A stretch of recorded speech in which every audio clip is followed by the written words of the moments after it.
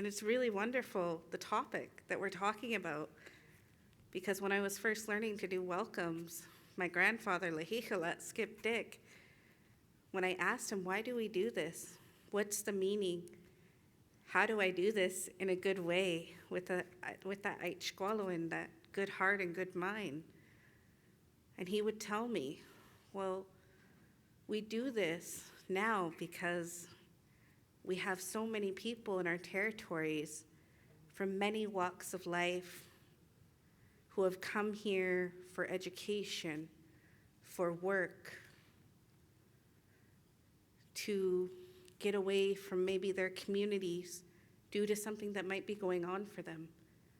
Or maybe you've never been home to your communities where your ancestors have come. And in this way, we're not only welcoming you to our territory, but we're also reminding you to walk gently here, to walk with that good heart and good mind. Even if you're not too sure what that means for you now, it will come to you as it did me. Mind you, I was very young when my grandfather was first teaching me these things. I was like, what does that mean? I don't know. But it's so good to see each and every one of you, to see you all in person, and that it's okay for you to be here, just to walk with that good heart and good mind. Remember to introduce yourself to someone new, to where you come from, where your ancestors come from. Because no matter where you go in this life, you're still attached to that land. You're still connected to your home communities because you have a name. Whether that may be a name given to you by your family that's a traditional name, like Theehlia for me, or the name that your parents gave to you as an English name, you still have those roots no matter where you go. And to remember not to forget that, as you'll hear from the stories here, from our beautiful family and community. I just really raise my hands to each and every one of you now for the stories and the knowledge that you'll share, because that comes from the heart, that comes from your mind, that it's going to be all good. And so with that, I just raise my hands and say, Haichkasiyam, thank you to each and every one of you for being here today, and welcome you to the traditional territories of our Lekwungen-speaking people, the place to smoke herring of the Songhees and Esquimalt Nation, and then honor a few of my relatives in Wisenich, Tisuk, and Malahat, just so then you realize that no matter where you go, even if it's not within the Lekwungen territories, that you're still going into another territory here. So Haichkasiyam, thank you.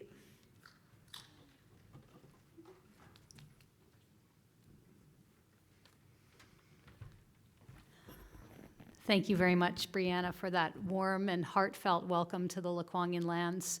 My name is Lisa Helps, and I'm the Mayor of the City of Victoria. And I'd also like to begin my brief remarks with an acknowledgement of the lands. As Brianna has shared with us, the Lekwungen lands are the lands of the Songhees and the Esquimalt nations. And as a city council and as a city family, and I'll talk in just a moment about the city family, we're working really hard, the non-Indigenous family members and our city council, to work in a heartfelt and open-hearted and very earnest way with the Lekwungen people to learn what it means to have built our homes and our city on lands that aren't ours. It's a humbling journey. It's an honest journey.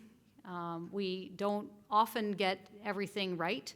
And the generosity of the Lekwungen people to share with us and say, you didn't do that right, here's how you do it, do better next time, with an even voice and an open heart. It's really a humbling journey that we're walking together, the city family, and the Lekwungen. I want to welcome all of you to tonight's Reconciliation Dialogue. As Brianna said, it is so wonderful to gather together in person. We didn't do the dialogues online during the pandemic because you can't do this kind of work online. And so after over 2 years, we're just so pleased to welcome all of you back here this evening. And we have many people watching online as well, and we're really grateful that you're able to tune in online. So welcome to those people who will receive this content and have the experience online. The city family is sitting at the city family table, so maybe the city family members could give a wave. There they are. We're missing a few of our family members, but the city family was put together by the Songhees and Esquimalt Nations and the City of Victoria, and it is the city family that is the host of these dialogues this evening. We've been working for 5 years together as a family, and it's through discussions at the family that we figure out what is it that needs to be shared with the wider community. And the stories that you'll hear tonight, led by Janice Simcoe, who is also a family member, and Marianne Alto, also a member of the family, came from some of our discussions as a family, where we learned more about why it is that people who are also Indigenous come here to Lekwungen territory. And you're going to hear some powerful stories tonight, and I just want to thank each and every one of you in advance for having the courage to come here and share your stories with us. For all of you, there will be an opportunity for reflection at your tables. If you're sitting alone or in a small group, that's fine. If you feel comfortable joining another table when it's time for the dialogue, please do. But also recognizing that we're still coming out of a pandemic. If you're sitting alone at a table and that is your comfort, there'll be an opportunity for you to reflect just by yourself, which is also very powerful. Chief Rob Thomas of the Esquimalt Nation will be arriving at some point during this evening, and he and I will be calling on 4 of you to be witnesses. And what that means is that after the stories are told here, you'll be called by Chief Thomas up here to stand here and just share a little bit about what this evening was like for you. If Chief Thomas or I come to you and ask you to be a witness and you don't feel comfortable, that's okay. Just say no thank you. But we've done these witness ceremonies because Florence Dick Naamtanat from the Songhees Nation has taught us how to do it. We've done them at every reconciliation dialogue. And it is a very powerful experience, not only for the people who come up here and share, but also for the people who are sitting listening. And I can say, if you're nervous about coming up here in front of the microphone and with the lights, every time this has happened in the previous dialogues, it's been such a warm and loving audience of listeners. So if you might be worried about being called as a witness, I just want you to know that it's a very loving space and has been previously when the witnesses come and speak. So with that, I will take my seat with my family at the table and hand the dialogue over to Marianne Alto. Thank you so much, everyone, for joining this evening.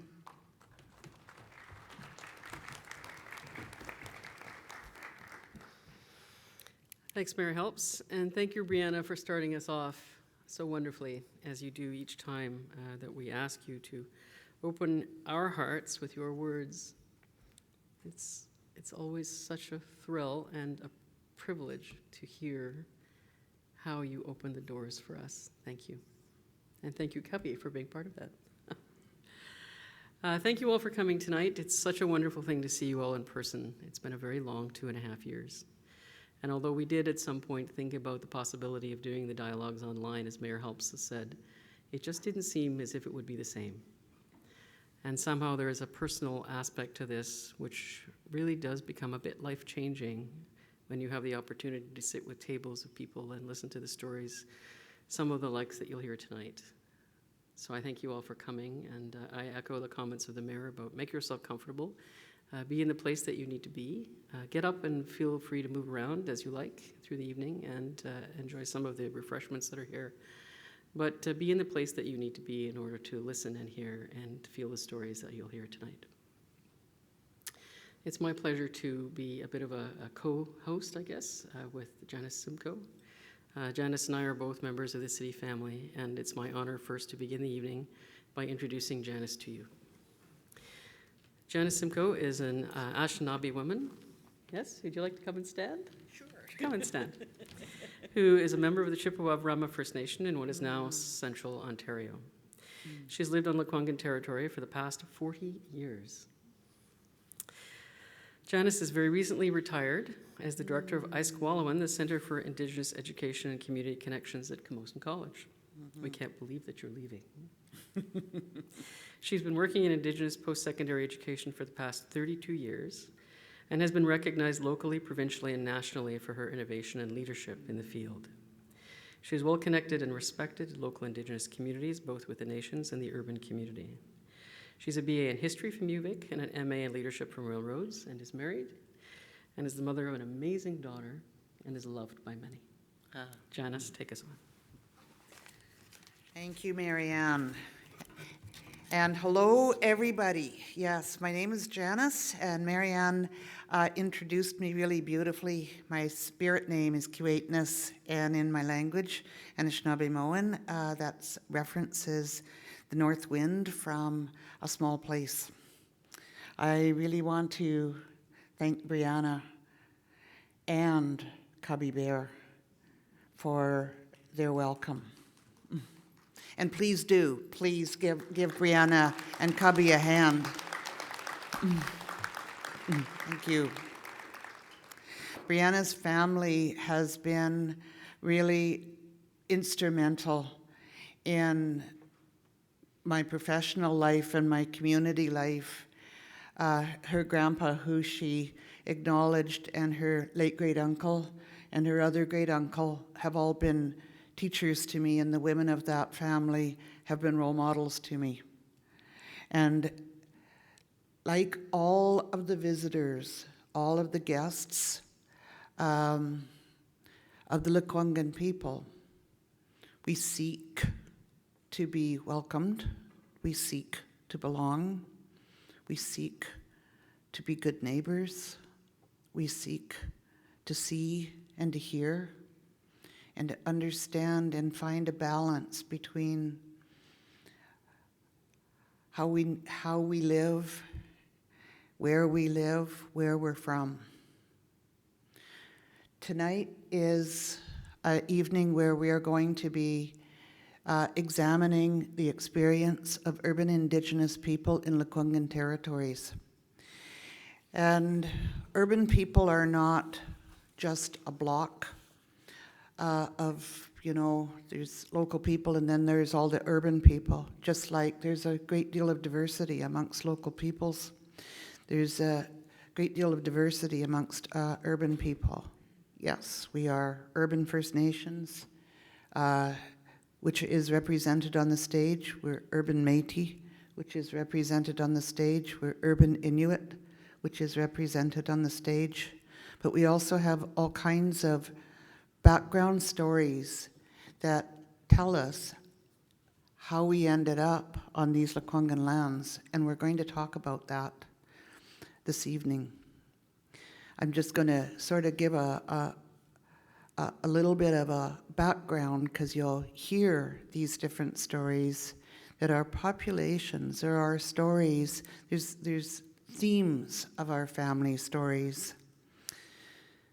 Some of us are here because we lost connection with our homelands for many, many reasons. I'll be telling you how that happened to my family later when I'm here as a speaker. Some of us had mothers who married or had children outside of their community, and if it was to non-Indian men, those women, they lost their citizenship as First Nations people, and even if they were widowed or divorced, they couldn't get it back, and their children lost their legal connection to their homeland. Many children were taken away. I have a good friend who was outright stolen. out of the hospital she was born in. Her mother was told her that her baby had died. And in the meantime, the hospital took that baby, and that baby was adopted out to a non-Indigenous family and moved out of the territory that that person has since reclaimed.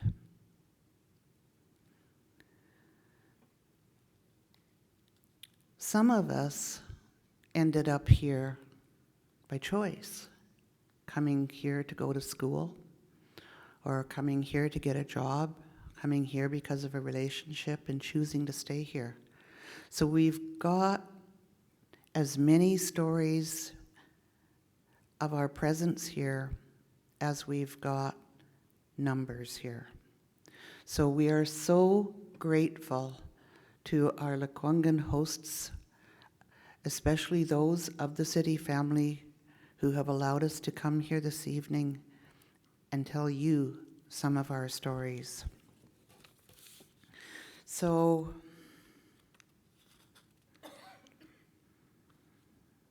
I'm going to talk a little bit about my own. That's where I'm going to start. As Marianne said, I'm a member of the Chippewas of Rama First Nation. It's on the Georgian Bay on the east side of Lake Huron. Many, many, many years ago, my family, they lived in Rama. You know, that was the community. It was the place they had been put on when the land was divided up and put into reserves.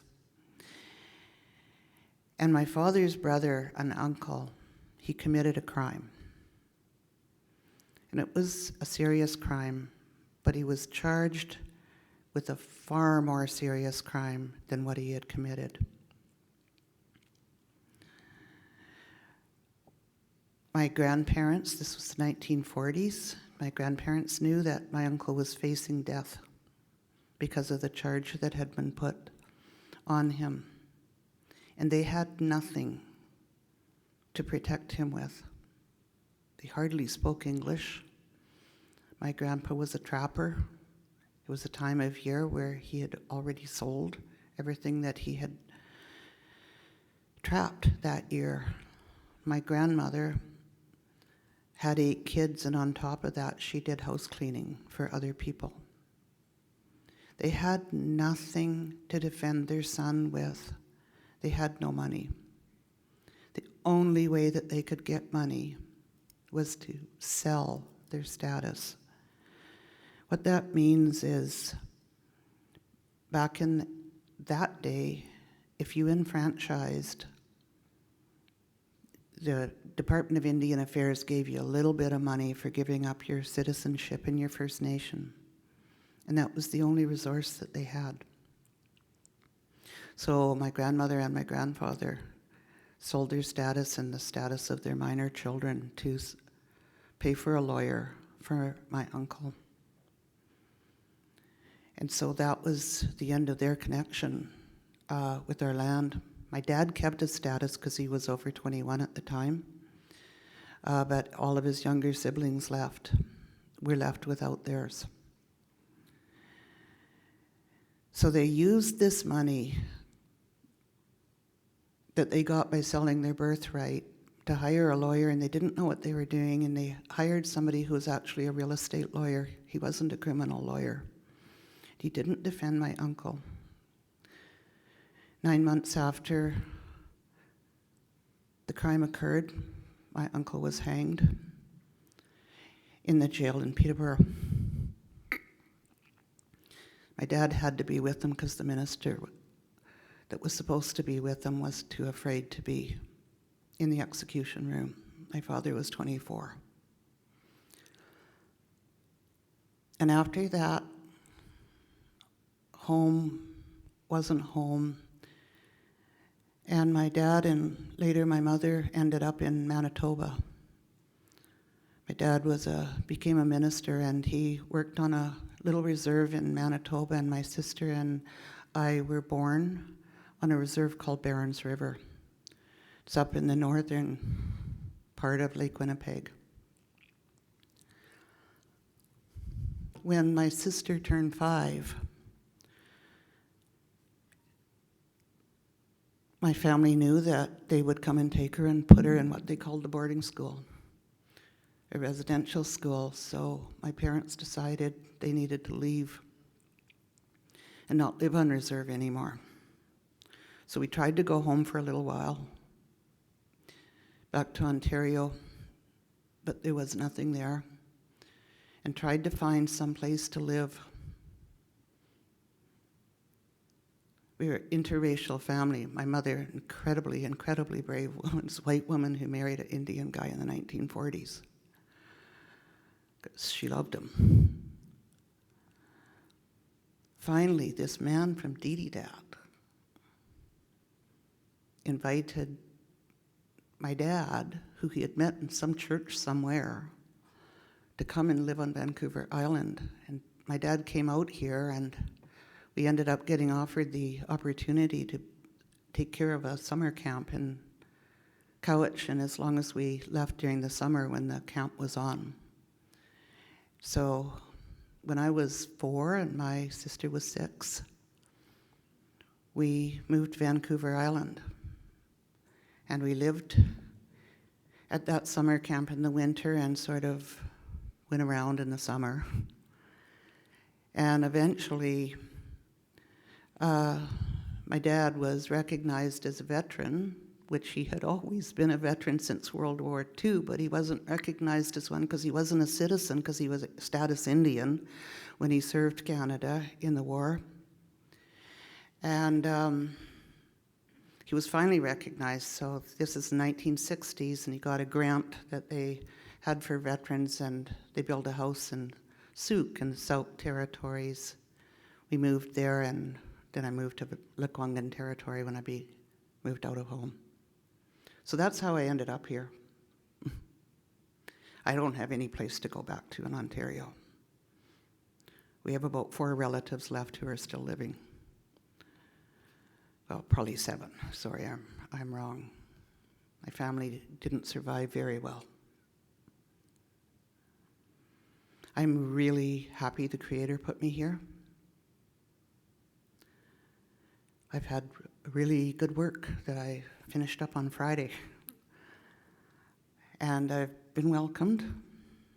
And I think that I've been able to make a life worth living, and I plan on continuing to do so.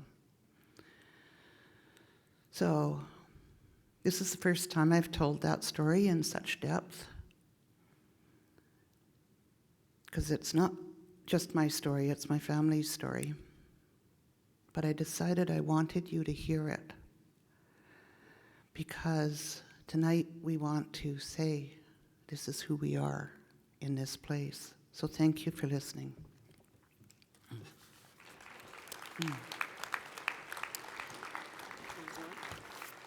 And now I'm really pleased to present my friends, Sandy and Nancy, the Mitchell sisters, who are going to speak with you, and they're going to give you some joy.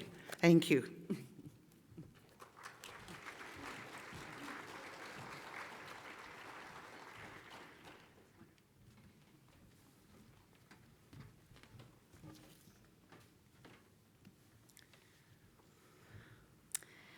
Annie, thank you, Janice, for sharing that story.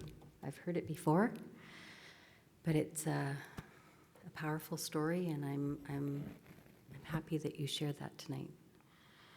I just want to acknowledge. I want to say thank you to Brianna. She's gone now. Brianna and Little Bear for the beautiful welcome. I just want to acknowledge that we're guests in this territory. We acknowledge the Lekwungen speaking people, the Esquimalt and Songhees, as well as the Wasanich people. We are an Neshinabe Kwe. Nancy, this is my beautiful sister Nancy. And we are an Neshinabe, and our family comes from North Bay, Ontario. So we are we have connections with the Nipissing First Nations in North Bay, Ontario through our grandmother, where we grew up. And later in life, we became members of the Kippewa First Nations, which is known as Kabeawak today, Kabeawak First Nations, in a little town called Kippewa, Quebec, in Quebec. And so we're really, really honored to be here today.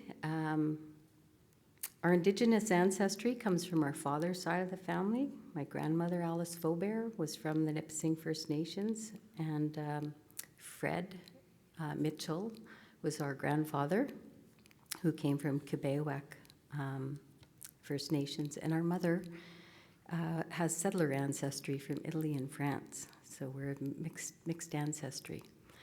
Nancy and I are the youngest of 10, and we grew up off reserve. We grew up dispossessed from our land and our culture and our language. And we were born into trauma. I wanted to say that tonight, that I was born into trauma. Our father was reeling. Our father spent a good part of his childhood in foster care, which is known, it was the Children's Aid Society in Ontario. But our father spent a great deal of his childhood in foster care, in and out of foster care, and running away from homes. We never really got to hear his story, but we got to experience the pain and trauma that he lived with, right till the day he died. So our father was really difficult. It was really difficult to live in our home with our dad the way he was. There was lots of trauma. And so that's what we grew up experiencing, and not being connected with our culture and our language and our ways of being as a Neshinabe people, not really understanding what that meant because that wasn't expressed around us in our family. We'd lost connection.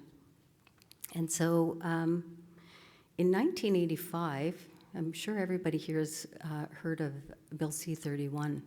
So it was a change to the Indian Act, and years before that, our grandfather, Fred, had gone to fight in World War II, and in order to do that, and Janice and I just talked about this earlier because she just shared with you that her family was able to, her father was able to fight in World War II and keep his status, and it was up to the Indian agent at that time as to whether or not you kept your status or not.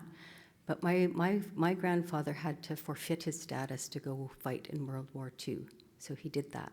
So we lost our status, but in 1985, when Bill C-31 was passed, the bill was passed, our family was able to apply to be reinstated in 1989, we were reinstated our status. So all of a sudden we became status Indians, and we were in our 20s. Nancy and I were in our 20s when that happened. And we didn't really know what this all meant. We had this status, and we were connected to this band in Kippewa that we'd never even stepped foot on before, but we became band members of this band in Kippewa. That was our grandfather's territory. And had no connection. We didn't know what any of this meant, didn't know what it meant to be an Anishinaabe. But what we did know is that people started telling us, well, this means that you guys can go to school. We're like, really? Okay. That was something that wasn't part of my vision at that time in my life. I never saw myself going to school, and I was sharing with Nancy last night when we were talking, and I told her about this teacher in high school who told me that I wasn't university material. She told me that I wouldn't go to university because I wasn't university material. And I thought, okay, all right. So I didn't see myself going to university. But Nancy and I'm proud to say, we both ended up going to university, and we both have degrees. We both ended up in social work. So did our sister Joanne. So out of the 3 members of our family that have gone back to post-secondary, that went to post-secondary, we all ended up with degrees in social work. Imagine that. Yeah. So Nancy ended up going into, was it the, what was the name of your program? Social welfare. The social welfare, Indigenous social welfare in North Bay, Ontario, where she was living. And I came here to Victoria at that time. And so I ended up in Lekwungen territory because some of my family members had moved here. My older siblings were living here and they had started families. And I had come out to visit and I really fell in love with this territory. I fell in love with this territory. I was just gobsmacked by the territory. I thought it was such a beautiful place. And one of the things that I remember clearly in coming here is seeing this culture, seeing this beautiful culture of the Lekwungen people and the Kwakwaka'wakw people and the Nuu-chah-nulth people, and just being like, wow, I was just taken away by that, and I really felt drawn to come to the island here. And so that's how I ended up coming to Lekwungen territory. So I ended up entering into to Camosun College. That's where I met Janice Simcoe many, many years ago in 1992. I found my way up to Camosun College and decided I'm going to go back to school. I'm going to try this. I've got this opportunity and I'm going to try. And I remember walking by Janice's office probably about 3 times before I went in because I didn't think I belonged in there. I didn't think I was Indian enough to be there. And what I discovered when I walked in and met this beautiful Kwe is that I did belong there, and she made me feel like I belonged there. And I ended up registering and taking a Native Indian teacher assistant program at the time, and I discovered myself as a learner. I discovered that I did have what it took to go to school, to be a student and to study. And so I went on and got a degree in social work, and I just remember through my studies, and it was at Camosun College, in a classroom at Camosun College, that I heard for the first time in my life about residential school. And it blew my mind. It blew my mind. I thought, how did I become 25 years old and never have I heard of the residential school and what happened in those residential schools? And I started watching films, and I bet you I cried for the first year of my studies at Camosun College. I was in Janice's office many times crying and saying, how come I didn't know this stuff? How come? And what that did to me, it made me passionate about learning more. I wanted to learn more. I wanted to give back to my community. I wanted to be part of change. And so I ended up,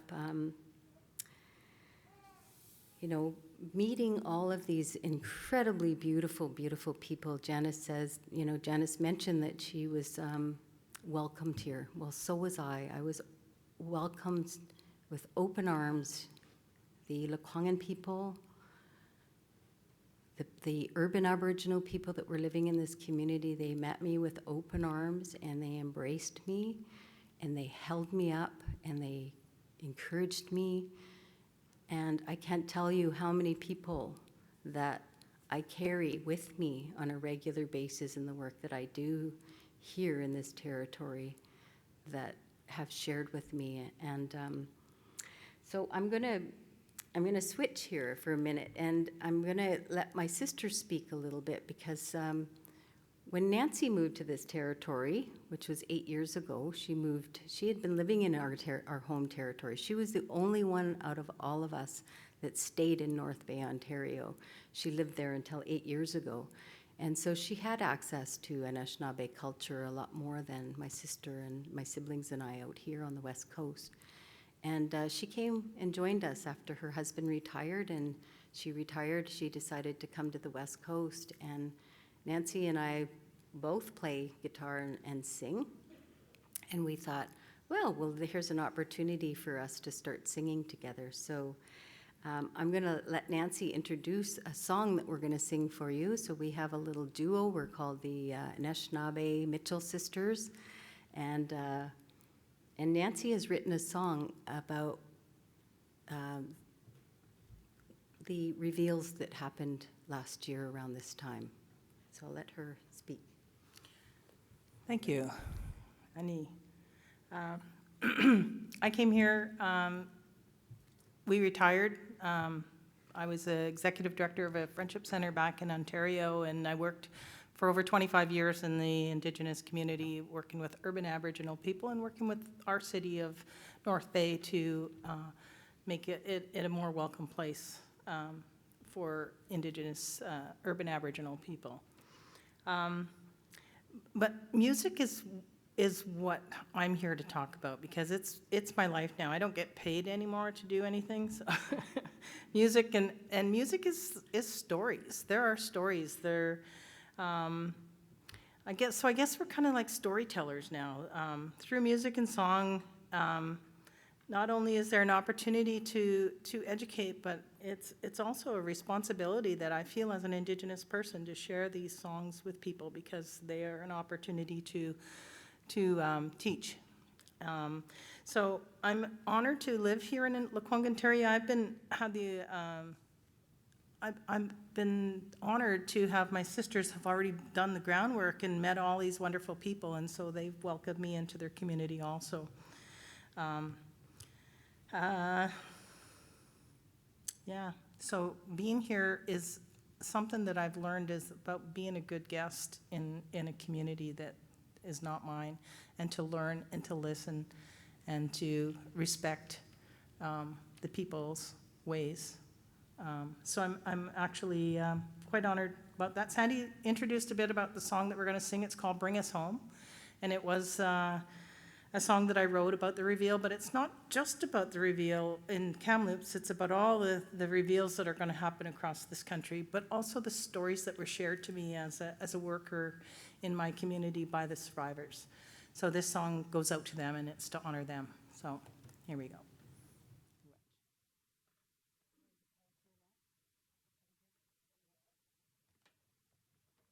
As Nancy's getting ready, I want to just acknowledge Victor Underwood.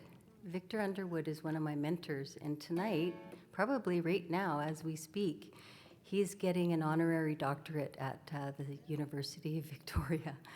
And Victor has shared so much of his story with me, and I just really wanted to acknowledge Victor and honor him.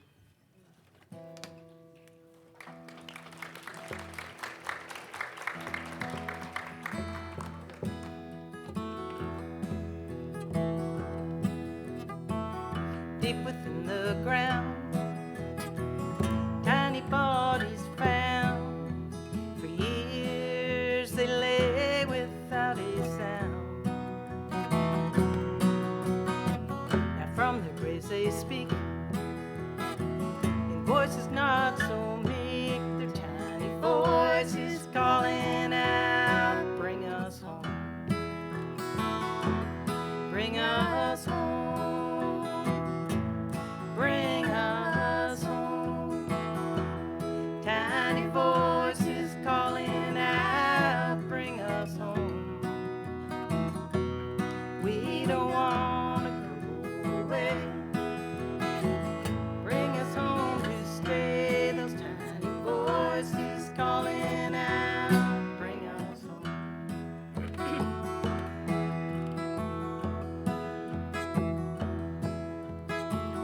Church and state did say they must learn the settler ways, and children were taken from their homes. Parents had no choice, they really had no voice. Those tiny voices calling out, leave us home, leave us home. Leave us home. Tiny voices calling out, leave us home.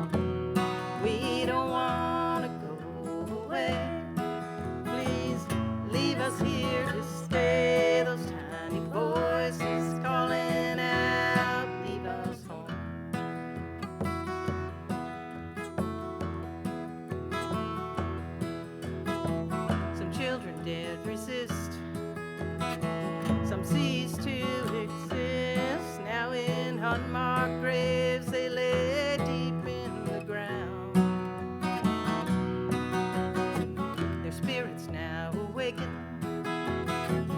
not to be forsaken. Those tiny voices calling out, bring us home, bring us home, bring us home. Tiny voices yelling out, bring us home. We've been gone far too long. It's time to go home. Those tiny voices calling out, leave us home.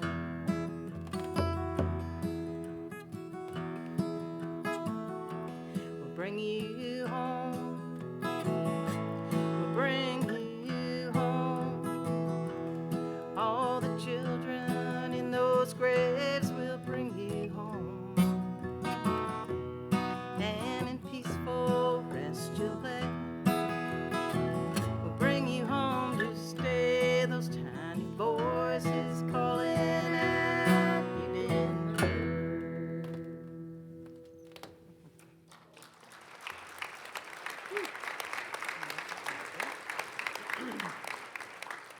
Thank you.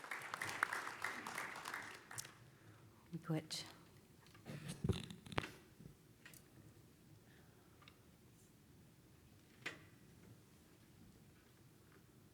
We're going to sing you another song. We're going to leave you on a positive note here. We're going to sing you a song that Nancy wrote. What are you calling this song? Ancestors Call.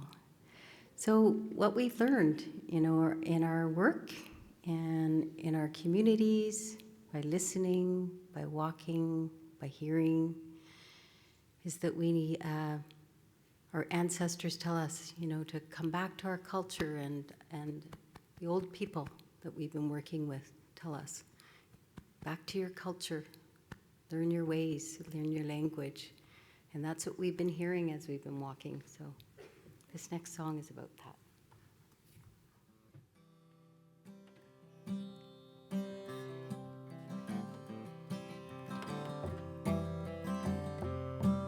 Our ancestors tell us it's time to come home. Bring back the culture, the language, and our song. Hold on, sorry. Oh, I got to tune my guitar. I forgot I was in drop D. I just got up there. Uh-oh. Sorry. We're going to be way out of key. Ancestors tell us to tune our guitar. Make sure I think you were it's in the supposed to right remind me that. key when we get to sing. Hey, sorry about that. Wouldn't have sounded very good. Our ancestors tell us it's time to come home.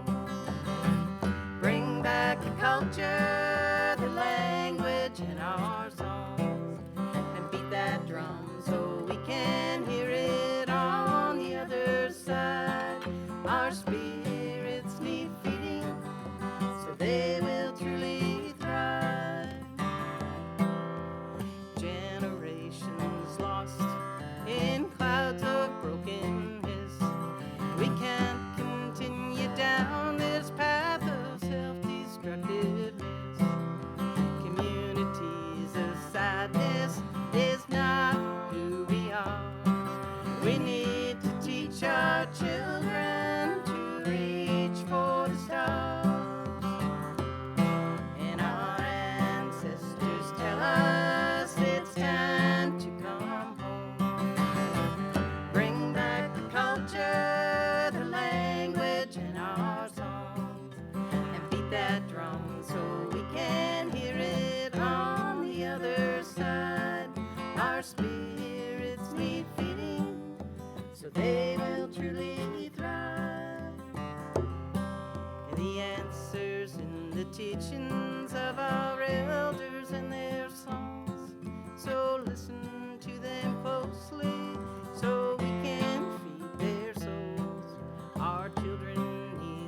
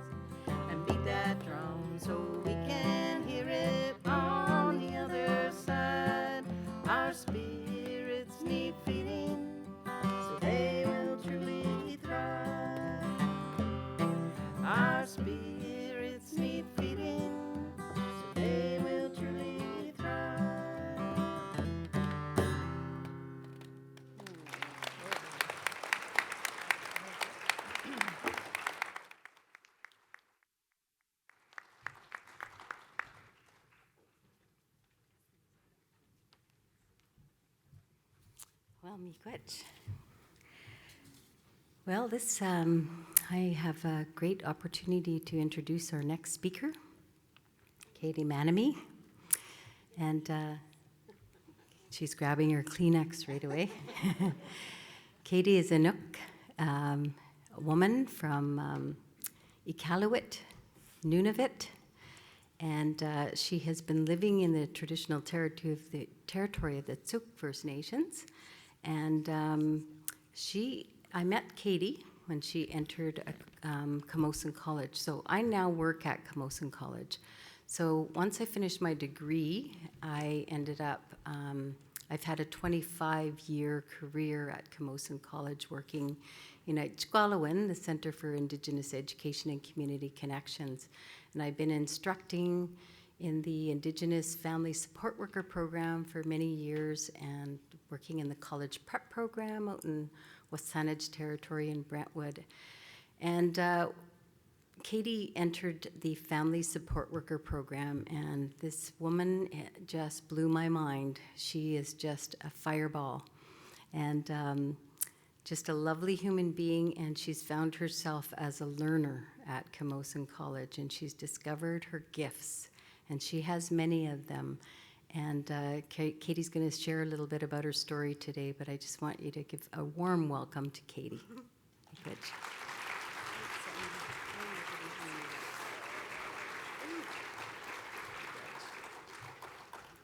Hello, good evening. Before I begin, I would like to say that I'm reading the speech today. I've been advised to speak from my heart, but I am new to speaking to my journey and not as experienced as my friends sitting with me today. My name is Katie Manami. I'm Inuk. I'm currently a guest in the Lekwungen Territory and have been for the last 6 years. I was born in Iqaluit, Nunavut, and most of my biological family resides in Cape Dorset, Nunavut. At this moment, I would like to acknowledge my grandmother, Kaniak Putuguk.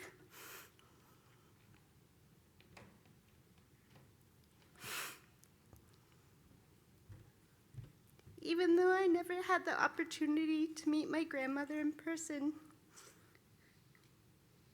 she was the matriarch of our family and is a key component of me finding my way as a displaced Inuk woman. She guides me while she's in the spirit world. My grandma was made to attend residential school in Nunavut. She was sexually abused by a priest at the age of 8 years old. She received $10,000 for that abuse. $10,000.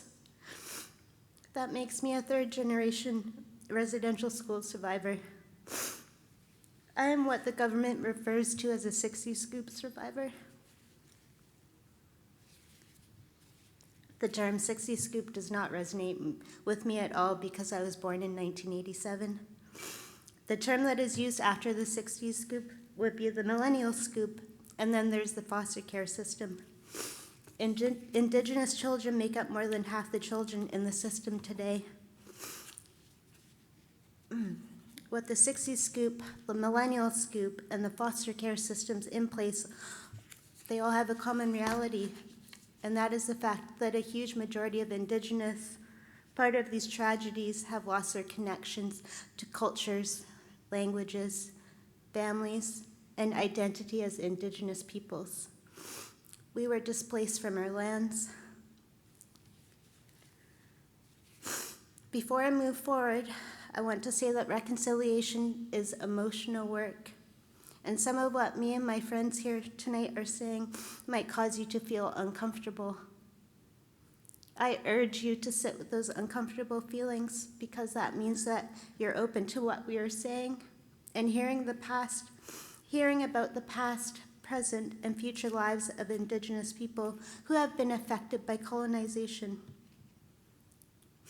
I also want to say that these stories are similar because of colonization, but be careful of viewing Indigenous people through a pan-Indigenous lens, because even though we're all Indigenous to so-called Canada, We all have our own cultures, views, and practices.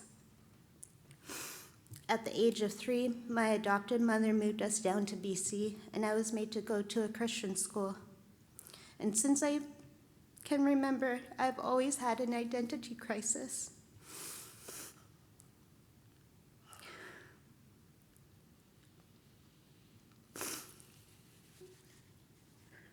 I did not understand why my skin color was different from every other kid on the playground. I was never taught anything about Indigenous people, let alone Inuit, in my childhood and most of my adult life. I went 30 years of my life not being able to see a face that looked like mine, a smile that looked like mine, and eyes that looked like mine.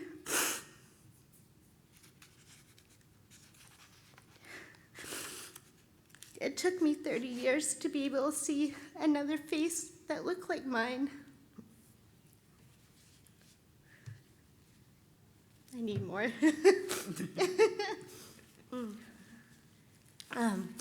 4 years ago, I was able to go to Iqaluit and Cape Dorset, Nunavut. I traveled by myself and flew through every community along the way. The matriarch of my family, Kaniak Putuguk, had passed away, and I was given bereavement travel. Otherwise, I would have not been able to afford the high travel costs. I finally met my mother, my father, all of my brothers, and about 500 of my closest relatives. I finally ate country food such as seal, muktuk, and caribou. I finally went home, and I was welcomed with open arms by hundreds of my family members who had never met me. My mother, Pudlo, told me when she adopted me to Suzanne Manami, she never thought that she would have taken me to BC and away from everything my blood knew. I started my toxic relationship with drugs and alcohol at the age of 14 in Souk, and that is a pretty common age to start drinking there. But I have now learned that that is wrong, and a really young age to start drinking, and no one ever really questions that in Souk. I was also on the receiving end of a lot of racism, and no adult in my life at the time ever spoke to me about that. The ages 18 to 30 were a huge blur for me due to my drug and alcohol use. I made a decision a year after meeting my biological family. I decided that drugs and alcohol were no longer going to be a part of my life. June 10th marks 3 years of being clean and sober for me.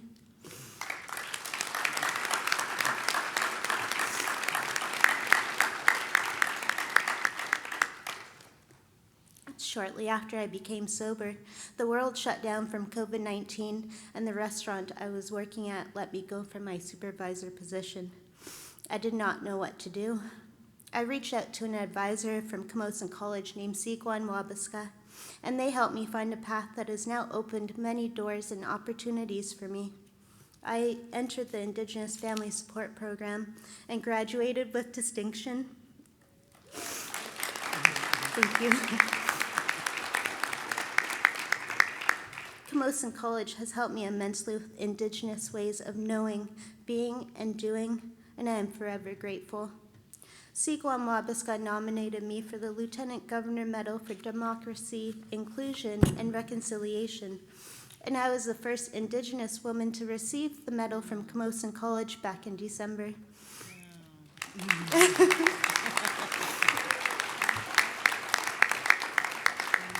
I decided to enter the Indigenous Studies program, and I just finished my first year and had a perfect GPA of 9.0. Wow. In January, I was appointed the First Nations Director and elected to that position recently. The first monumental move I did was to have the name change from First Nations Director to Indigenous Director. I felt the name was not inclusive to all Indigenous, and with the help from my cohort, I was able to rally the quorum of 30 votes.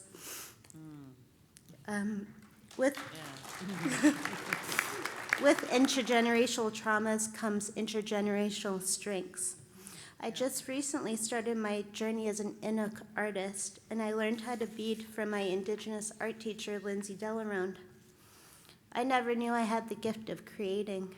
My grandmother was an avid beader, and I know that my grandmother is guiding me with every bead I stitch. I have met many strong Indigenous women such as Sandy Mitchell, Janice Simcoe, May Sam, Kim Rumley, Nicole Mandrake, and Lindsay Delaround. Camosun College and the Indigenous artist community have given me the first sense of belonging in my life. After finishing my Indigenous Studies diploma, I hope to achieve a degree and then enter the Indigenous Law program at UVic.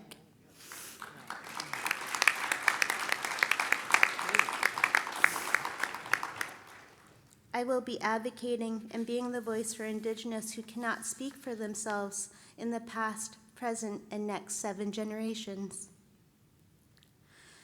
I feel that reconciliation means moving forward and building the foundational relationships so the young ones coming behind us can benefit. I want to thank you all for being here tonight, to be open to learning about urban Indigenous people and what we have gone through to get us to where we're at today. With that being said, systemic change in Indigenous wellness, worldviews, and policies need to be constructed by Indigenous people.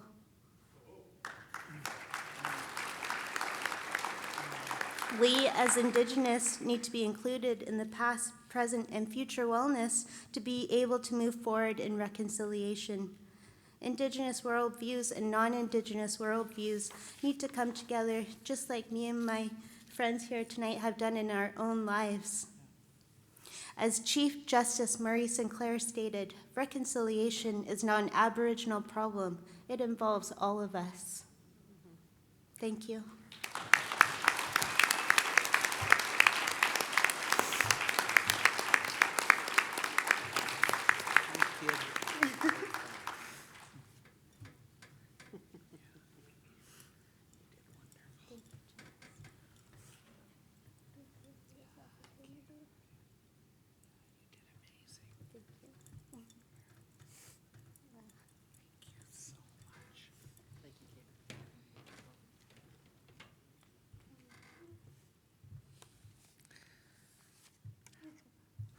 Thank you, Katie.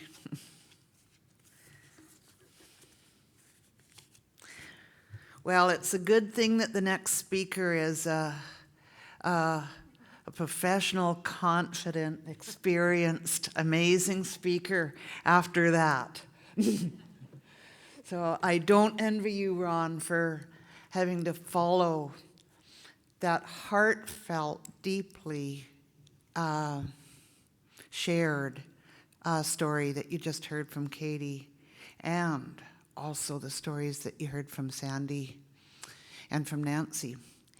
Our next speaker is Ron Rice. He's a member of the Cowichan tribes. He's recognized as a important leader in the urban Indigenous community in Lekwungen lands. He's the executive director of the Victoria Native Friendship Center, but has an absolute ton of other roles in advisory and director and board placements across this city. He speaks well for us and works hard for us, and I'm very pleased to present to you Mr. Ron Rice.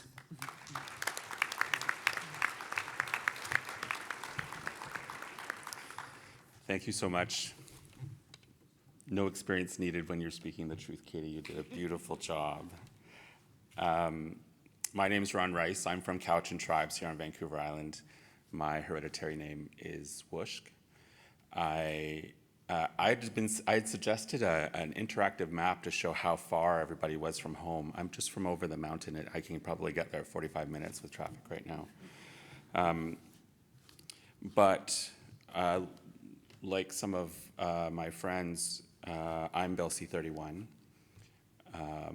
because of my father's side of the family. My great grandmother on my mother's side was Scottish.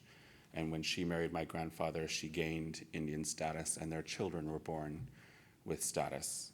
When my great-great-grandfather on my father's side, who was Scottish, married his Indigenous wife, she lost her status, and their children were born without status.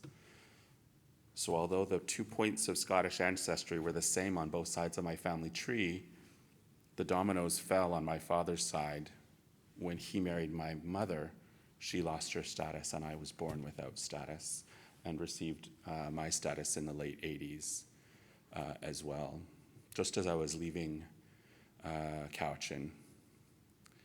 Grew up in the Valley, off reserve, was often the only Indigenous student in the class, was usually one of 3 or 4 Indigenous students in the school, and didn't have the same struggles that my brother did, for example. My brother's skin was much darker than mine. He had issues with some of his teachers that I didn't have. And, you know, I recall a challenge, and my mother and I were very close, and I would often go with her to meet with teachers for both me and for my brother. And there was a teacher who was teaching about Canadian Indians, and it was, 3 or 4 pages in a textbook that talked about the fact that less than 4% of Indigenous people had indoor plumbing, that less than 15% of Indigenous people had an education higher than grade 6, and there was all of these statistics about unemployment, about death rates, and when it came time for the quiz, my brother decided, I'm not going to write those answers down. And he thought about my parents and my grandparents and my aunts and my uncles, and so he wrote down 100% of Indigenous people have indoor plumbing, and 90% of Indigenous people have high school education, and he sort of listed us off things for our family and failed the quiz, and arguments ensued. And we went in to talk to the teacher and found out, and this is in the 80s, that the statistics that he was teaching were from the early 1900s in northern Alberta. But that part of the information was not shared. And I can't imagine the statistics were very different for non-Indigenous people in northern Alberta at the time. So he got to do a presentation about his family. He told them that he told his class that his mother was a nurse and his father was an RCMP officer, and his grandfather retired from Macmillan Blodell, and got to tell his story. But we had to fight. It took us weeks to sort of work through that. And it's something that my brother and I have been talking about recently, because his sons are having issues in school with the curriculum that is still being taught. So these conversations that we've started here in this region are important. It's equally as important to take it out of this room and to put it into practice and to put it into policy and to look at curriculum. I want to thank the city family for everything that they've done, not only in gathering us together, but all of the things they do behind the scenes to improve our quality of life here in Victoria, from honoring us with cultural practice, from always welcoming us. It's important to note, and I usually speak about Brianna and now her baby bear. The Victoria Native Friendship Centre was founded in the summer of 1969. I couldn't get Brian Adams to sing at our 50th anniversary party, but it was founded in the summer of 1969, and one of the founding members was Dr. Skip Dick. One of the, there's Brianna and Baby Bear. Right over One of the things that I learned about Skip while I was on the board of governors for Camosun College, and he whispered to me one day about what he and his wife used to do. They used to underline their name in the phone book at the bus depot, so that when Indigenous students showed up, their parents told them, you open up the phone book and you look for, there's Butch Dick's name is going to be underlined. You call him and tell him you're there. And he would often come down and pick them up, feed them, give them a place to stay, and then get on the phone and say, we've got somebody here from Prince George. They're going to be here for 2 years. We need to find them a place to stay. We need to find them a job. They're going to Camosun. So when someone from Brianna's family welcomes you to the territory, and she says, I've learned this from my father and my grandfather, they have been practicing this for a long time. When they say you are welcome, they mean it to the very essence of their soul. So I want to thank Brianna and her father and her grandfather for always making us feel welcome, and I look forward to when Baby Bear gets to welcome us to the territory. I work for an organization, the Victoria Native Friendship Center, and I also had to write things down because I often forget all the things we do. We have a lending library. Okay, maybe I'll start with when we opened our doors on April 1st, 1970, we had one purpose, and that was to help people find a place to live. If you can imagine, in the late 60s and early 70s, there were still some racist practices when it came to who people would rent their apartments to, who they rent their homes to. And so the Friendship Center started out helping people find places to live that were welcoming and inclusive. Then we started helping people find jobs. We started helping people connect to post-secondary. And today we have one of the only lending libraries in a friendship center across the country. We have health and wellness programs, including a medical clinic with 3 family doctors, 3 nurse practitioners. We're going to be adding another family doctor, another nurse practitioner, 2 RNs, and 8 wellness practitioners, hopefully in the next 2 years. Early childhood development, infant development programs, supported child development programs, and speech-language pathologists. Men's warrior, women's warrior, and youth warrior programs. That's for people who participate or witness domestic violence. Family services, career employment education resources, youth services, daycare, and housing and homelessness programs. So we've gone in the last 52 years from having that single program to having, it's about 22 programs in 13 departments with about 125 employees, and that number is going to go up this year. It's crazy talk, but we see this work, however challenging, as a responsibility. My family, I've been working with Friendship Center since May of 1998. I worked for the Provincial office. And we were at a session one day, and the facilitator put us into circles and asked us to recall our earliest memory of a Friendship Center.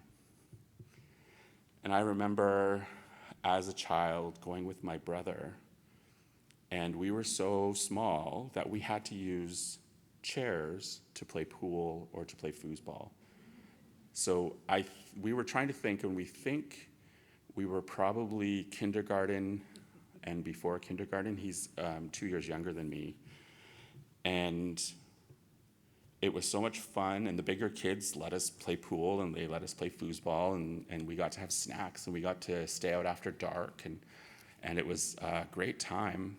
And I recalled feeling like I belonged, that I was included, and that there were other kids like me.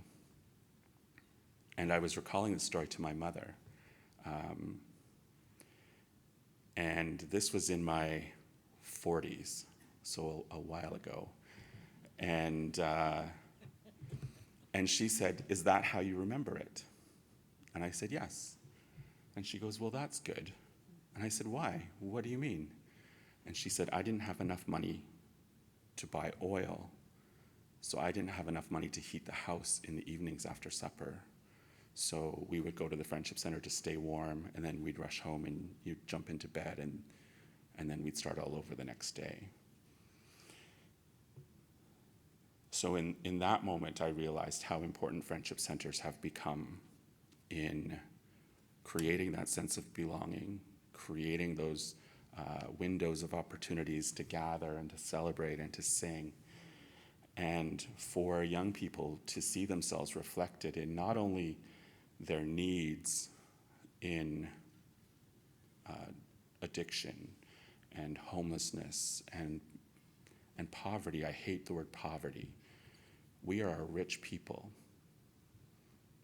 Our languages have survived. Our art has survived. Our culture has survived. Our songs have survived. I don't like to think of ourselves as impoverished. We don't earn as much money as some people do, but we are rich. So it was at that moment when my mother told me the story of why we really went to the Friendship Center that I knew I would one day work at the Victoria Native Friendship Center, and that I would dedicate my life to this. And it's been a crazy 4.5 years so far. I am ever grateful for, so Janice Simcoe wasn't joking, she retired on Friday, and yet here she is leading us today, so I'm not sure if she understands retirement exactly. But to get to work with people like Janice and with the Mitchells, two of whom have been on the board. I don't know if there's anybody else who's okay. And to be working in a region that takes reconciliation this seriously. We are lucky. There are some parts of this province and some parts of this country where this type of gathering would be unthought of. It would not be even imagined, let alone achieved.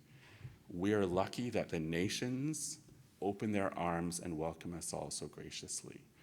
We are lucky that those that we elect in our municipalities acknowledge that the territory that we are on, I'm an uninvited, however welcomed I have been over the years, I'm an uninvited guest here too. So it is very humbling to be asked to speak here tonight. I want to thank the signers. I don't know if anybody sort of peeks over and watches them, but who was signing when they were singing?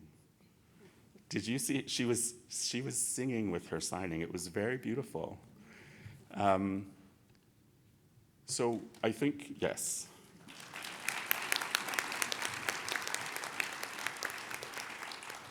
So, there are a lot of changes happening for us as a community and for us as Indigenous people, but as long as we can gather together and celebrate, and we can gather together and mourn, and we can gather together and honor, I think we'll be okay.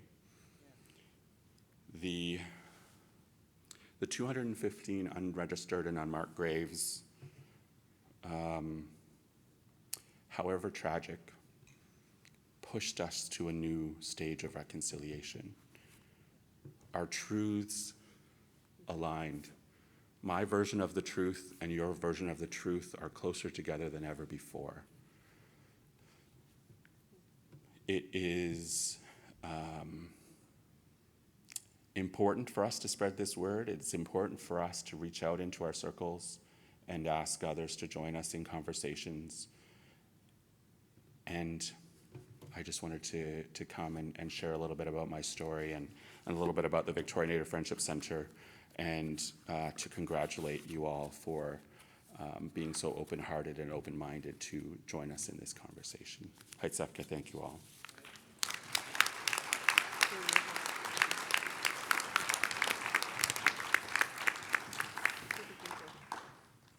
Perfect intro.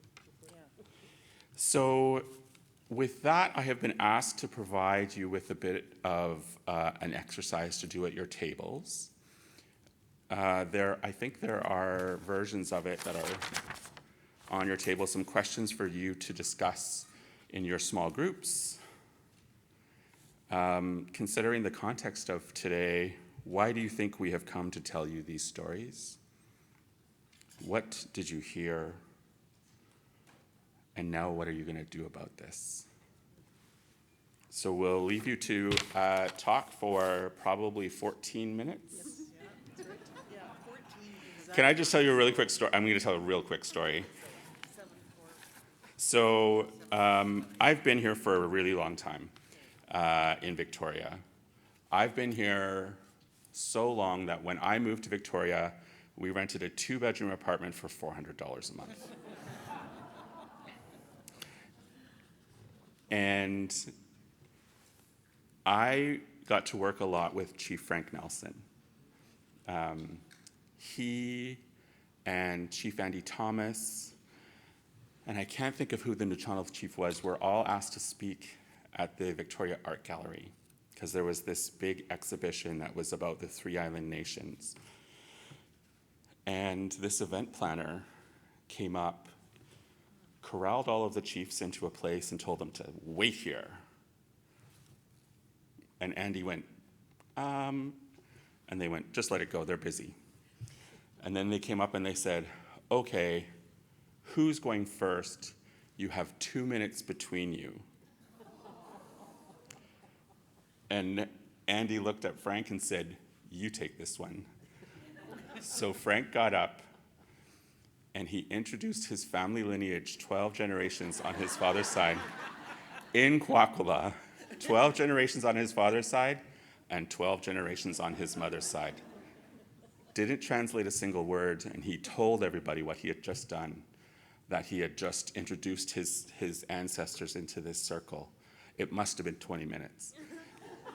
And he said, but now that you have met me, I've been told I only have a minute to welcome you to this event. And so he welcomed everybody, and just welcome. And then the Neshinabe chief got up and introduced his family. And then Andy got up and introduced, and all in their own languages. It was the most beautiful thing. Having said that, we really do only have 15 minutes to consider these questions. I just always think of that whenever we give everybody minutes to speak. So enjoy your table conversations, and Marianne will come and let us know when it's time to regroup. Thank you. Thank you.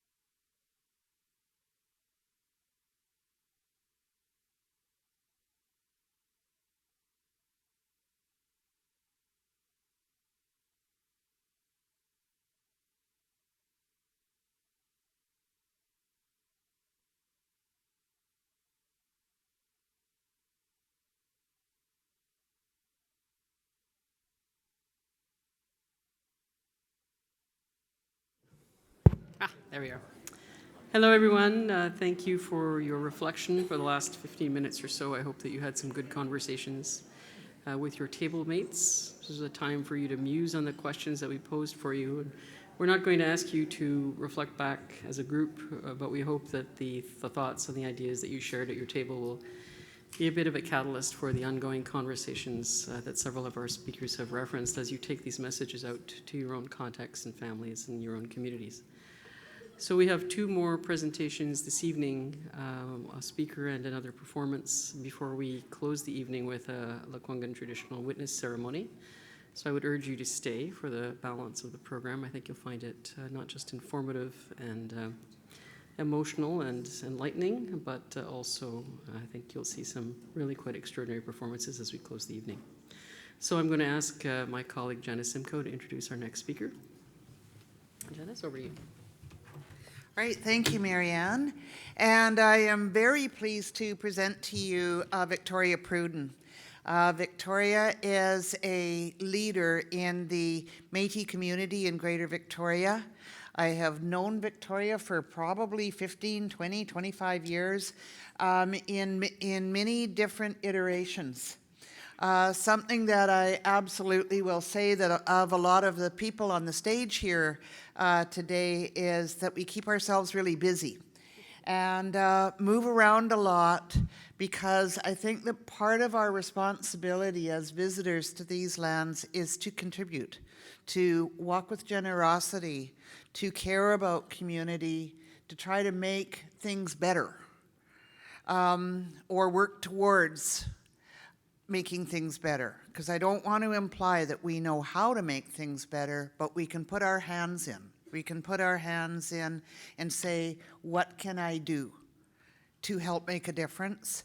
And that is something that I have seen Victoria do in many different ways, as a professional, as a leader, as a teacher, as a community member, and as an advocate. And I don't know which voice you're going to speak from tonight, Victoria, and look forward to it, because no matter what it is, we're going to learn from you. So thank you so much for being part of this evening. Victoria Pruden.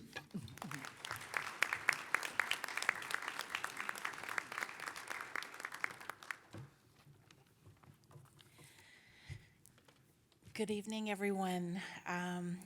Tansikakyo, kasipiko kapuat pe suskotu esqueo nsikason, ekwa kaki sopuiniot nesqueo nsikason, ka Saskatchewanik utinia. I just introduced myself in the limited bit of Nihiao language, Northern Michif language that I know, and I introduced myself by my spirit name. I'm a seventh generation Red River Métis woman. I grew up in Alberta, I grew up in Saskatchewan, and my Métis family is from central Saskatchewan in the Cochin, North Battleford area. I've been reflecting a lot about what I wanted to say tonight. And what kept coming to me is, what does it mean to me, and what has it meant to me to be a good visitor on this territory? In the Cree language, there's a word, okio teo. She's a visitor from a great distance. And I think from the time that I arrived here in the Lekwungen territory, I've really reflected a lot about what does it mean to be a good visitor, and what does it mean to be a visitor from a great distance. I first arrived in the Lekwungen territory in 1997, and I had been living in Regina, Saskatchewan. And being a prairie girl, living in Regina, Saskatchewan, I came here because many of my family members had decided to move here and to live in this beautiful, lovely place in the world. And when I first arrived, I received a warm welcome from the other Indigenous people that I had met after I arrived. It was awesome, and yet I kept feeling the call of home. And for the first months that I was here, I thought, I don't know if I can live in a place that's surrounded by water. I felt closed in from every direction. And so I decided I would go back to Saskatchewan for one more winter. And that one more winter really did it for me. There was another reason for my timing to come back as well. During that year in 1997, there was a First Nations woman, a Cree woman named Pamela George, who was murdered in Regina by two non-Indigenous University of Regina students. And at that time, I was quite active in an organization called Women of the Dawn.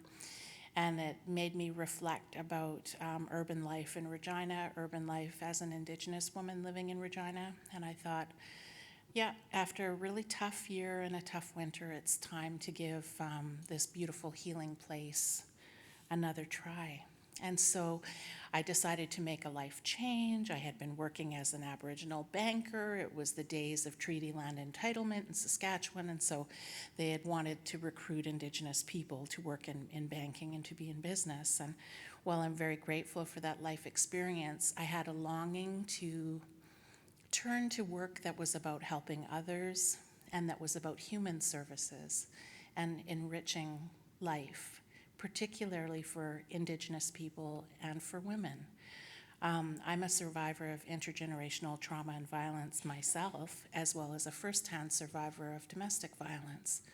So I thought, in this beautiful place, what can I do to learn, to become a student again, and be able to help others in the way that I wish that I could help my family through its generations heal. And so I was very fortunate and very lucky to have found education here, to be able to complete my degree here, to be able to do training at the beautiful Camosun College in addictions and substance use treatment. So I began a new life here. I began a new career here, and it's been an amazing journey. My beautiful colleagues on the stage tonight have talked about ways that they've contributed to community, and they've woven this beautiful fabric of urban Indigenous life here on Lekwungen territory. And it's something that it's been an honor to be a part of over the years. In the year 2000, I started working for a local women's agency, and I was invited by Esquimalt First Nation. My friend Fran Bob was facilitating a course, and she said, "Could you come and speak to my students about trauma? And let's have a discussion about understanding trauma together." And I remember I was so nervous. This was one of my first presentations, and it was the first time I'd ever been invited to speak at one of the local nations. And I shared with Fran, I don't know if I'm good enough to do this. And she said, "Look at you. All you have to be is just be yourself, and we'll welcome you with open arms." And they did, and that was a profound experience at the start of my journey, working in a healing way, I guess you would say, with other Indigenous people on these lands. I've had a lot of experience over the past years of supporting other Métis who have come to Victoria to live and to work and to play on Lekwungen territory. And for Métis, at the best of times, I think sometimes the disconnection from land, or the disconnection from our home territories, or the disconnection from place can be a struggle that leads to feelings of identity crisis, or perhaps those feelings of not belonging. And I think that we've had an opportunity to create a beautiful community here in Victoria. And I think that that's something that we're particularly proud of. Because we're so far from our Métis homeland, which we could consider to be Alberta and Saskatchewan and Manitoba and Ontario and the Northwest Territories, sometimes it can be hard to recreate those feelings of extended family and kinship. And I really want to say to Ron, I think that the Victoria Native Friendship Centre and how it's positioned has helped us so much to be able to recreate that feeling of extended family, even though we're so far from home here. I'm not the first Pruden who moved to Lekwungen territory. I have a distant great-great-granduncle who moved here in the late 1800s, who had a very short stint at Fort Victoria Unfortunately, he was described in the journals as lazy, and he let the cows become diseased, so his term here was very short. And it was connected to colonialism. So sometimes I reflect about that, and I wonder if that Pruden was a good visitor. And I decided I would make my visiting legacy as good as I possibly could. I had a granduncle, his name was Lawrence Pruden, who moved to Ladysmith in the 80s to become a logger. And I feel like he really modeled for me what being a good visitor to a new territory is all about. And it was wonderful to be able to experience with him the friendships, the connections, and the sense of belonging that he created in the First Nations community close to where he lived. And I reflect about that a lot. As a Michif person, a Métis person, and an Aptugosan person living on Lekwungen lands, I think I've always felt that it was a sense of responsibility, as Janice mentioned, to be a really good visitor in whatever way I could be. I do want to talk a little bit about connection to land. I have found over my years here on Lekwungen territory that sometimes I've needed to visit my home territory to fill up my bucket. As a young woman, I often turned to participating in ceremony to feel connected and to feel close to my Indigenous identity, my Aptugosan identity, my Michif identity. And so I do have to say that every once in a while it's important for me to take my son back to our traditional homelands to kind of fill up that bucket. And I don't think there's anything wrong with that. When I first came here, I used to imagine, okay, this is only a temporary stay. This is only a temporary stay. One day I'll return home. And I came here in my 20s, and now I'm in my 50s. And I think that my heart is really open, and I think I feel like I've been a good enough visitor that it maybe warrants staying a little bit longer. And I know that my son, as a young man who was born in the Lekwungen territory, will have his own journey as an urban Indigenous person on these lands. But each of our journeys is our own. But I look forward to seeing how his thoughts and his sense of responsibility develop as a visitor to these lands.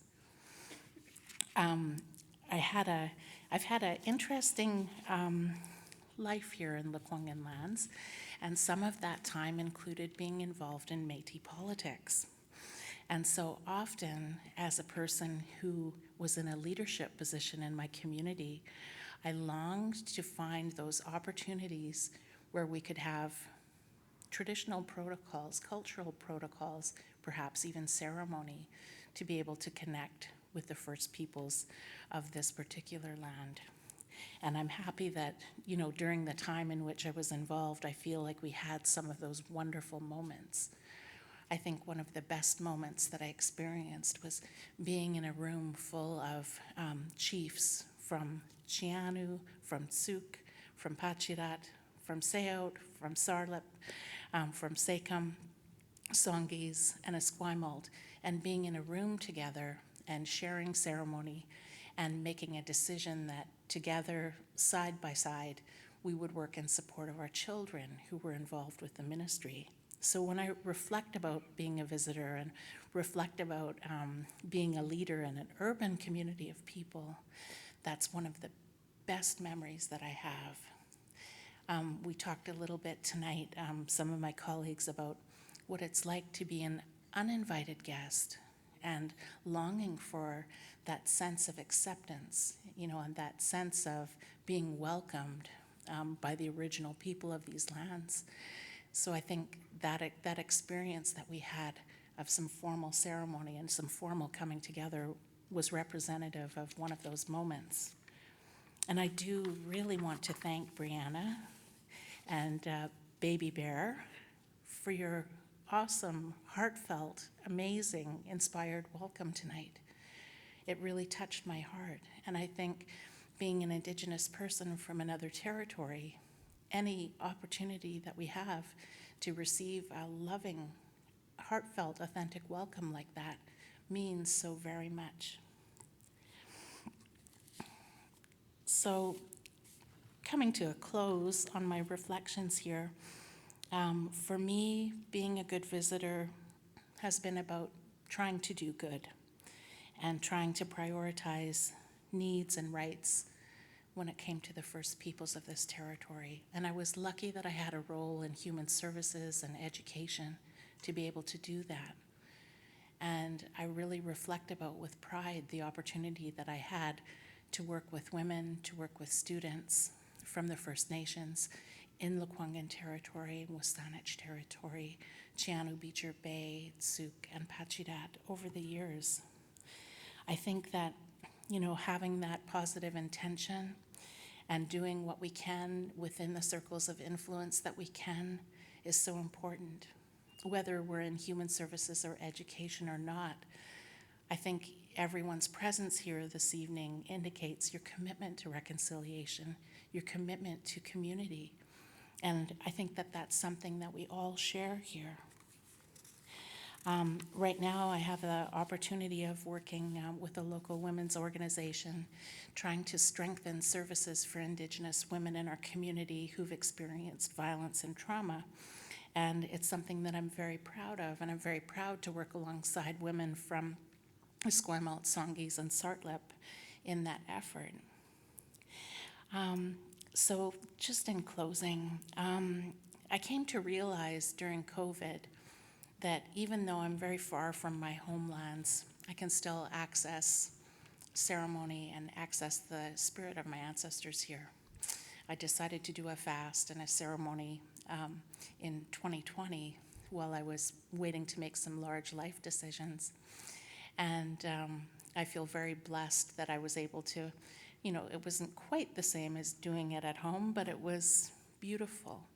And it made me realize that I don't necessarily have to have my feet planted on the homelands of my ancestors to be able to access ceremony and be able to do spiritual work here. And that's something that I'm very grateful for.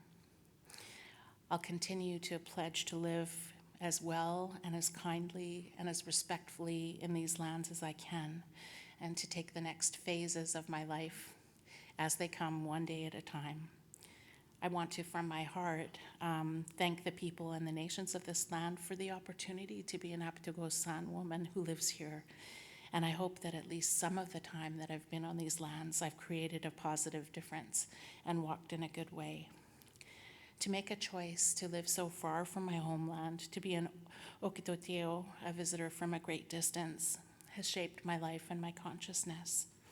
To have an Indigenous knowing that we're not kinship connected to the First Peoples of this territory comes with it a bit of a sacrifice.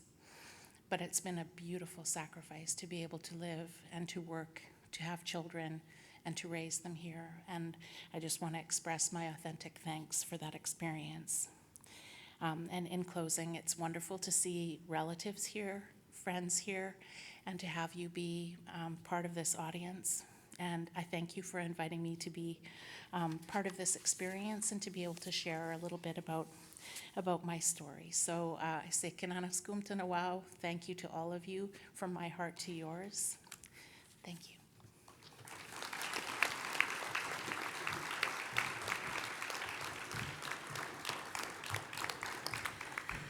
Thank you, Victoria, for those wise and thoughtful words. It's my pleasure now to introduce the last of our presentations this evening. This is Answer 2, a drumming group, an urban women's drumming group with representation from Neshinabe, Mohawk, Mi'kmaq, Anishinaabe, Béatni, and Cree. This circle of drummers who deal with the impacts of colonialism use culture, song, and drumming to heal and tell stories.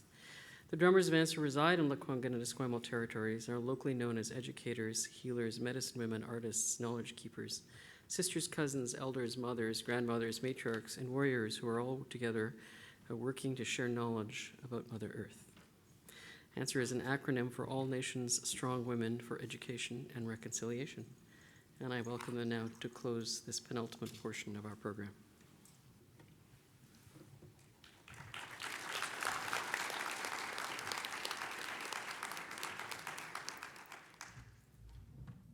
Well, I guess I sit down. Is this on? Okay. First, I'd like to acknowledge the territory as well. Brianna Dick. Is Brianna Dick Bear, is she in the room, or is she tending to baby bear? Can you come up here, niece? I'd really like to acknowledge her in our way by giving her a handshake. We meet with her grandfather, Skip Dick, quite a bit, and ask permission for us to dance and to do engagements that we do on this territory. We are so grateful that he encourages us to keep our own identity, he said, because we're all different, yet we're all the same. Our philosophies are all the same, and we put out the culture in different ways depending on our environment. Love you. Baby bear. So we are the Answer Women's Drum Group, and we have changed our name since then. It's All Nations Strong Warriors for Education and Resilience. As we grow and move, we always, we include two spirits, and we change our name to Resilient because we are resilient. We're going to start off our presentation to you with the fire song. And as we sing the fire song, our group members will dance in for you.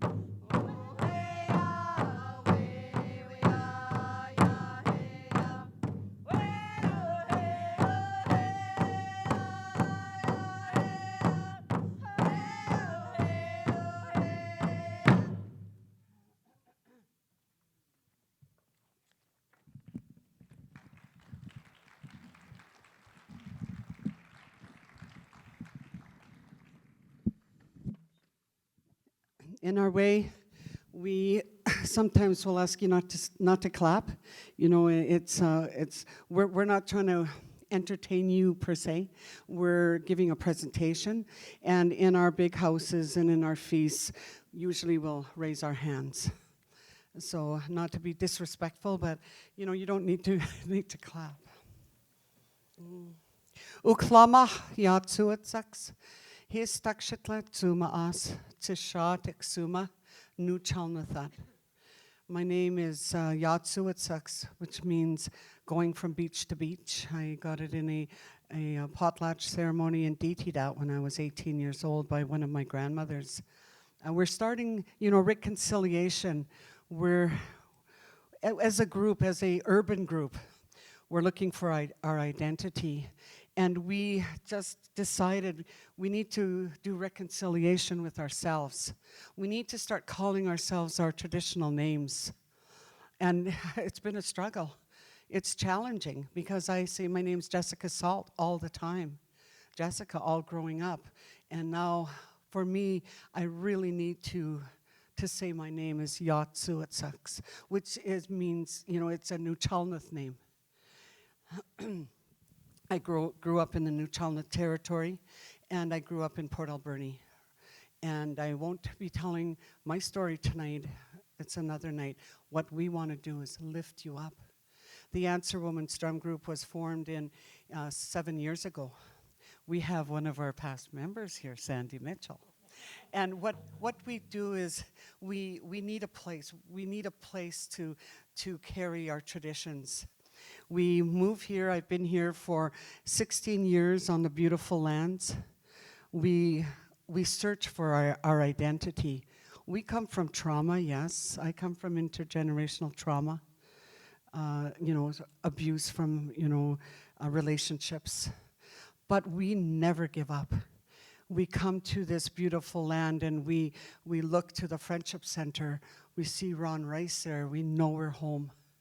He offers us, he opens the door for our women's drum group. When we needed a place with our potlatch, we zoomed the potlatch, a naming ceremony where they were given names. He opened the door so we could, deliver all of our foods and our gifts. We go to them when we need it, and they open their doors for us. The Friendship Center is so important to urban First Nations people. It's a rock for us, for when we don't have a place, we go to the Friendship Center for sure. We're going to be starting off with some dances for you of the winged ones. Our philosophies, like I said, are all the same all across Turtle Island, what we call Canada today. And we know that the winged ones are messengers. They're the ones that carry messages to us. The eagle flies the closest to the Creator and brings that message of spirituality to us. Every First Nation across Canada, whenever we see an eagle, no matter if we're playing ball, if we're driving, we'll turn off the road and just look up at the eagle, because we know that we're going to get a blessing from the eagle. The eagle itself brings the messages back to the Creator. We walk side by side with the winged ones. My late mother said that, she says to me 2 years before she passed, she said, it's time to start lighting the smokehouse. And I go, why, Mom? And she said, because the raven made that noise. You know how the ravens make beautiful noises. And she said that means we're got to sharpen our knives. When you cut a fish, it goes across the bone. So she sharpened her knives. Sure enough, the salmon came up the river, the Somas River in Port Alberni. The winged ones, the eagle. When we see that eagle in the sky, we know that the down keeps it protected from the extreme cold and the extreme hot weather. We in turn use the down to protect ourselves. During our feasts, we lay the down to protect us from accidents. The parallels are so close from First Nations philosophies to our animals. The first dance we're going to see is the eagle. And then we're going to see the hawk. The hawk it gives insight. The hawk gives us insight and clarity. We're going to start with the Wildflower Song. And you'll see the young ladies sitting here tonight. They are part of a group called the Coming of Age Program. And they're in the urban city, we're all not in our territories. We can't go to our lands and go get our names or go to the potlatches here in the Lekwungen territories. So we developed a coming of age ceremony for some of the children here when they come of age. So this is the eagle and the hawk dance for you.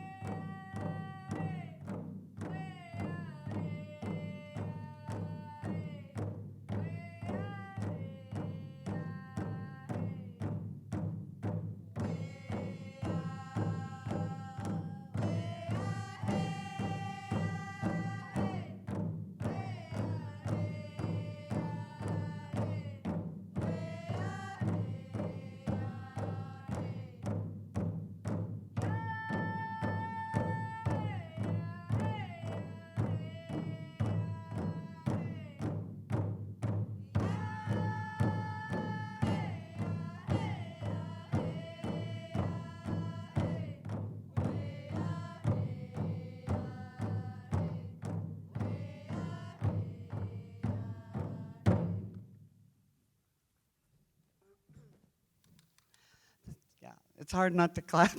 I see you guys go like this.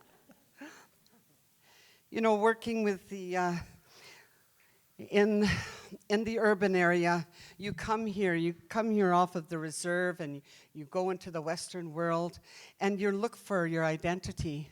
A lot of the women in Answer, they were searching for identity, and they weren't sure if they were, if they could sing or if they could dance, and who they were as a Indigenous person. So we formed a group, and we welcomed them in. And today, we honor each other's culture. We're so different. In New Chalneth, we wear cedar bark traditionally, but I wear a ribbon skirt today to honor that. But I still want to keep my identity as New Chalneth. We walk into the stores, on a daily basis. There's racism. We're faced with racism. And Thrifties, where I live just behind there, we are happy you go in, and then all of a sudden it gets thrown at you. What do you do? I have a friend, Ruth Hollander, and she says, "What can I do?" Well, we don't want you to go to bat for us, right, and, when you see it, but there is things, to stand by and not get a crowd mentality and say they were wrong. We work and we live in your world, and we know that in the concrete, on the concrete sidewalks and roads, that we can't find our spirituality, and we are a spiritual people. So we formed this group, and we start doing spiritual ceremonies. We go down by Dallas Road, and we bless the animals, because we know that they have the energy. My grandparents taught me this. We go to all of the surrounding forests and pecals. We ask the cedar tree to give us the cedar bark. We put down the offering. We do things in this world to try to keep our identity. To Cattle Point, we do ceremonies, we go and bathe. We talk to Elder Skip Dick about, can we do this on your territory? We do these things so that we can stay planted, so we can know who we are, and we can be strong where we can. That these young ladies don't have to go down the path we did in our trauma, that they may have a better life than we did growing up. All of these wonderful people up here, that's what we do. We work hard so that they may have, our generations after us, have a chance, a better chance to succeed. When my mother was born, she was born in a longhouse, and they didn't have locks on the doors, and they didn't have alcoholism. They didn't have drug addiction and overdoses. They didn't have suicides, and they didn't have child family services. They lived a life so clean and pure. They ate clean and pure foods. They didn't leave a footprint, just clamshells and house posts when they moved from village to village. So you look at today's statistics, as the young lady said, we're so high in suicide rates and alcoholism and drug overdoses today. We strive to keep who we are, to keep strong. And I thank you for being here today to lift us up. And we are going to present now the Four Leggeds. The Four Leggeds are the bears and the wolves and the cougars. The Four Leggeds are our teachers. The bears, the medicine bear, when we see a bear, we know that bear is bringing medicine to us. When we hold these skins, and you can feel the energy. We are so close to the animals that before, in my mother's time, they could talk to the animals. Then we have the wolves of the forest that teach us about family values that were ripped from us in residential schools, ripped apart. My mother couldn't talk to her brothers, her brother didn't come home from the residential school in Mission, never knew what happened. My mother at 5 years old, ripped apart. The wolf today reminds all First Nations, Indigenous people about family and how important it is. You know, you wonder, what do you call us? Do you call us Indian, Native, Indigenous? Do you call us Aboriginal? You know, we're not the ones that changed our name. You know, it's the government. Whenever they pass another paper policy, our names change. For us, we call ourselves Kuas, and that's our in my language, we call ourselves Kuas. The Four Leggeds, our teachers, always been in all our legends. You'll notice that they have animals that do the teaching. I'd like to present to you the animals, and we're going to sing this song called the Animal Kingdom Song. Comes to us from an incident down in the Broken Group Islands when some of the children there got lost. And this uncle had a song, and within that song you'll hear a piece where it says, Hemchia te eachtup, ya cha tlahoa. It's called Middle Island in our language, tlahoa. And it means the whale brought them back. And then the other one, Kutisa taks naneksu, the ancestors brought them back. Because one of the young men jumped in and a whale pushed him back onto shore. And so our songs are so important to us. They bring us back to a time. They bring our ancestors back to us. And this is the Animal Kingdom Song.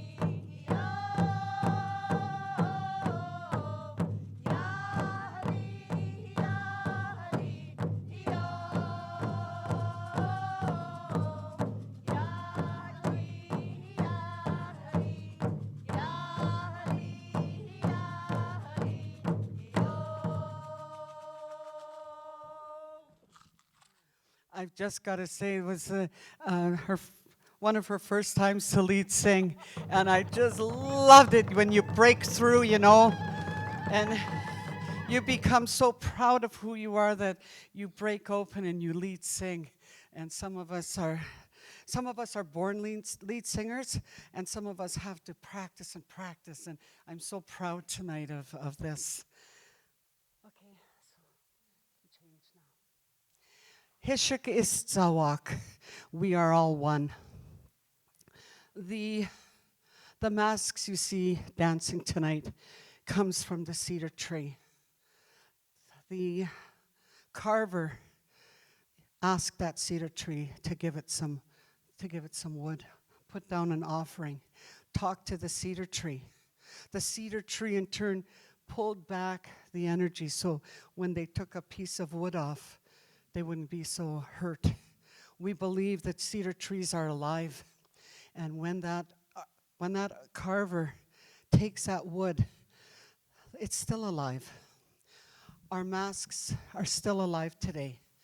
We wake them up, we put them back to sleep. We wake them up, we put them back to sleep. That cedar tree was visited by the bears who brought salmon to fertilize the tree. Hishikistawak, we are all one. The eagle that flies so high in the sky visited that cedar tree. Hishikistawak, we are all one. Our philosophy is all the same. We are all one. Grandmother Moon divides the days. Grandmother Moon pulls back the tides and pulls it out so we may get our shellfish. Monitors the waters. Our young ladies, we call it moon time. Grandfather Sun gives us our shadows. In those shadows, our ancestors can come up, and we have, all of a sudden they go, oh, you do that like Nan. Our ancestors come up and help us be who we are. If it wasn't for Grandfather Sun, Grandmother Moon wouldn't survive. I mean, Mother Earth, I saw flowers. Mother Earth would go cold. The Star Nation, home of our ancestors. Home of our ancestors. On a cloudless night, we look up and we can feel them. The standing still. We have the same DNA. Oxygen, carbon dioxide. The standing still knows our ancestor stories. They're hundreds of years old, and we chop them down. Hundreds of years old. The water, the medicine water, comes in. Beautiful medicine water getting polluted. We need to do more. Ancestor. Now, we compose some of our own songs because songs are part of our treasures. They're owned on the West Coast. Not on the East Coast, on the West Coast. So we have one of our ladies has composed a ancestor song, grandmother's song she calls it, and we're going to have the ancestor mask dance. The ancestor mask was carved by my late brother, Wilfred. I come from a family of 10 girls and one man, and he passed away about 8 years ago from cancer, so we still have 10 strong women in our family. And I found this mask in one of the trading posts, and now we're dancing it. Hishikistawak, my brother, when this mask is danced, I can feel him. Our masks were meant to be owned by families, not in the museums, taken during the potlatch ban.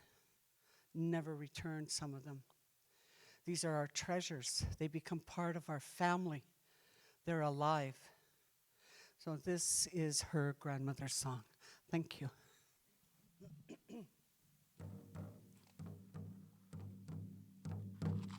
We know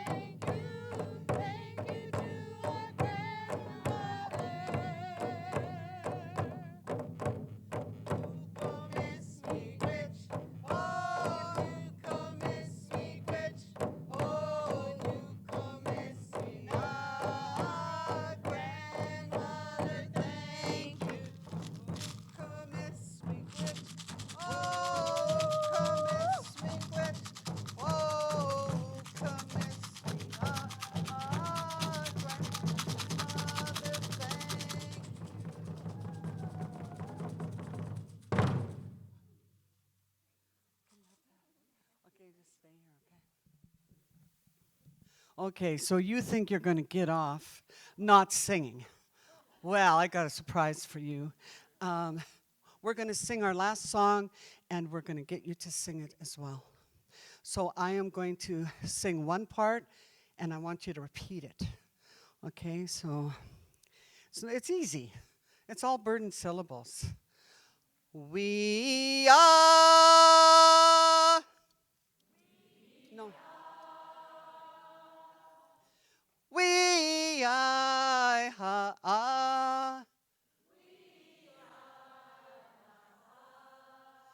We are. I got a microphone. We are. You guys are good. Okay. We are. We are. We are. We're going to put some thank yous in there, but you don't have to do that. I just want you to do this part, okay? So you sing with us for one verse, and then we'll put the thank yous in. Are you ready? Clap if you're ready. I know you want to clap. Okay. Okay. Who leads the gratitude? Okay. Oh, yeah. Okay, these are all new lead singers. Okay, so she... I forgot she leads sing. So all of them are new. Tara, Anus Aksup, Nani Aksup, and Asmanahai. This is their debut. So, all right, so go ahead. It's a 3-beat. Clap your hands. 1, 2.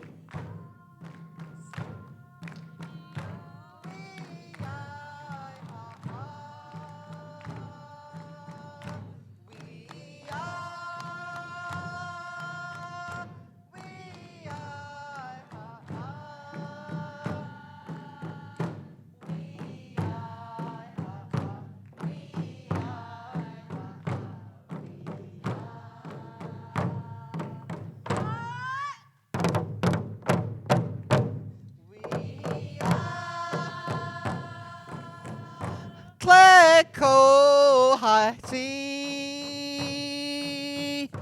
We are Haichka Hai Hai. Gilakasla Weli Alio.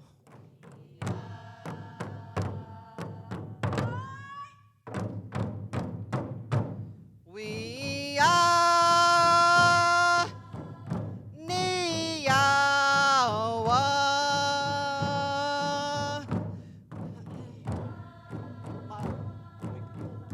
Miigwicha Masichoa. Thank you. Yeah.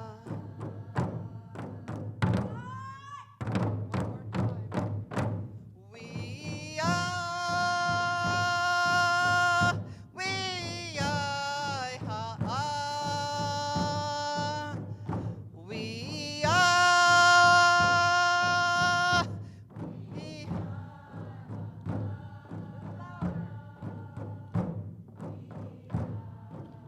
Thank you, song.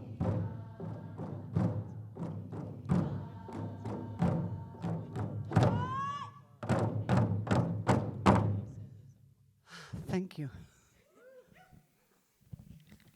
We were asked to lift you up, so we lifted you up.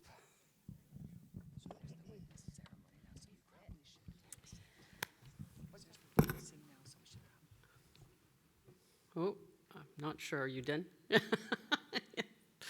Thank you for that. That was amazing. And I'm sure all of us are here welcome the opportunity to try and sing along with you as well. This brings to a close the presentations of our evening, but we do have one more important ceremony to perform. And so for that, I'd like to ask Mayor Helps to come up and join us. And I believe one of our longest serving family members, city family members, Florence Dick as well from the Songhees Nation. If you'd like to both come up and begin the witness ceremony, we'd much appreciate it.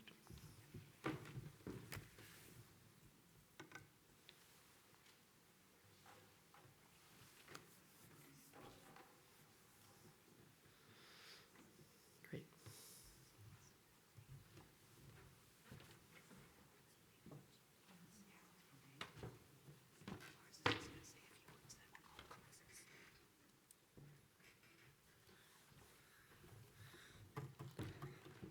Hajka Sam, Hajka, to all the presenters tonight. I do want to thank everyone for being here tonight and being part of this event and keeping this going. When I joined, it was just after the statue came down, and I was appointed by my chief to be here. The involvement that I do within my community, the voice that I carry. I'm appointed to several other committees. And tonight, I still teach the city family. You don't stop learning. You learn right up until, you're very old. Even our elders say, I never stop learning. That's really honorable for our elders to keep saying that every day. They're still learning themselves. I carry their voices. I carry my ancestors' voices with me. Why you see me with my regalia, my shawl, my headband, that's the strength of my ancestors. That's reminding the guests that are up here who we are. We are Lekwungen, to the Métis people, that just recently came to be part of us. We're learning with them, guiding and walking with them, and acknowledging that we're all part, and reminding them there's no dividance, Métis, we're all one. I learn by reading what's out there and doing a baseline from that. And I see some struggles with that. And I need to say that we're all one. I see them trying to divide and they can't no more. They gotta walk with us and be with us. The Inuit, Hajka, I've been on tribal journeys and I carry their tear with me in my heart every day. I'm sobriety free for 27 years, and I thought I had it hard until I sat down and listened to the struggles the Inuit have for sobriety free in their small towns. You had all of us crying in that tent, and I come back here and just think how privileged we are to just that one issue that they struggle with. So I always lift my hands to the Inuit because of their struggles they go through up there. And I'm always honored when one is in presence because I felt their pain. Still to this day, that was 15 years ago, hearing that story from these young youth that took that challenge on to be with us in tribal journeys in the U.S. To the Friendship Center, Ron Rice, I acknowledge a Friendship Center. In the 80s, I walked into a youth center to look for work. And as soon as they put my name down and my address, the province where is this at? And I told them on the reserve. And they said, oh, we don't help you. You gotta leave. I was marched out of that office. And this is the late 80s. And I was crying and I said, all I wanna do is work. All I seen in our schools was youth working, and yet you've seen the people of the reserve struggling. This lady come running after me, and she's seen how hurt I was.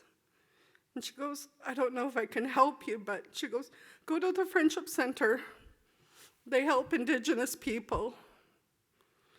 I went there, and I became a youth worker for the last 4 years in my teenage life, which was really awesome, And that was, a blessing to, have that connection to the Friendship Center.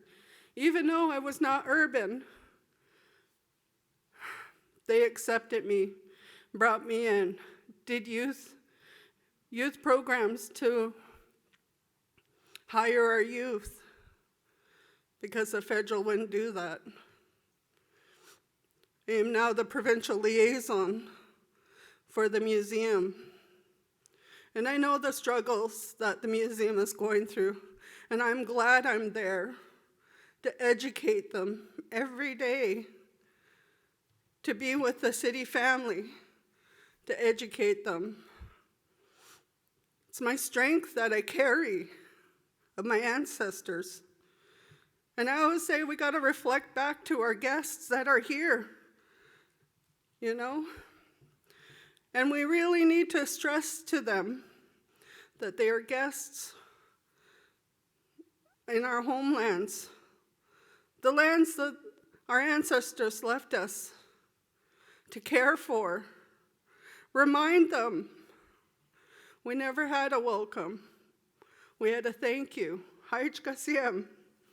Haij Kasiem was never enough thank yous for being here and acknowledging their presence here.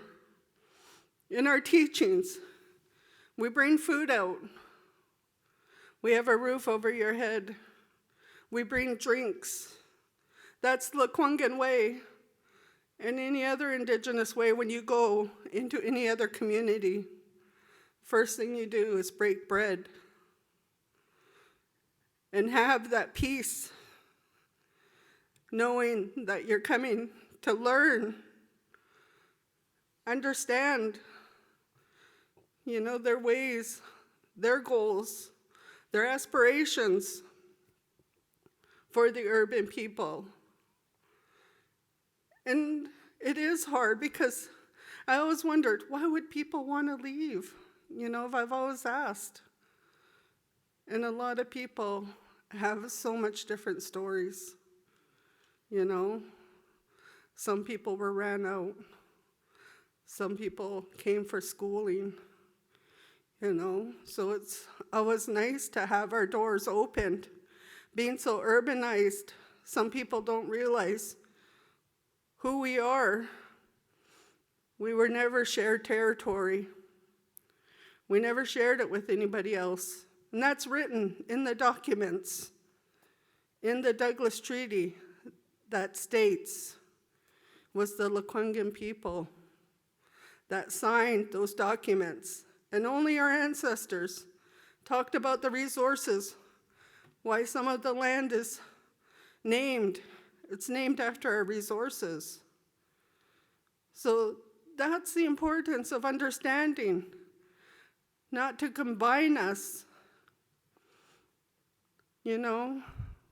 We're here to tell that story. We're here to keep those voices moving forward to the next generations. I have grandkids. Brianna has a son. We need to pave that way now to make sure there is space there and no one gets mixed up on who to go see first. It's always the Lekwungen people first, people of the land that will help you, that will help guide you to where you need to be. And understanding, your ways of walk, being on our ancestral lands.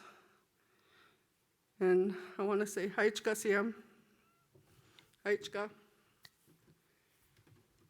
We did pick, I got one half of the room, and I did want to do a shout out because Lacey, she is Neshinabe, she got her PhD, and her mom at the same time did her doctorate.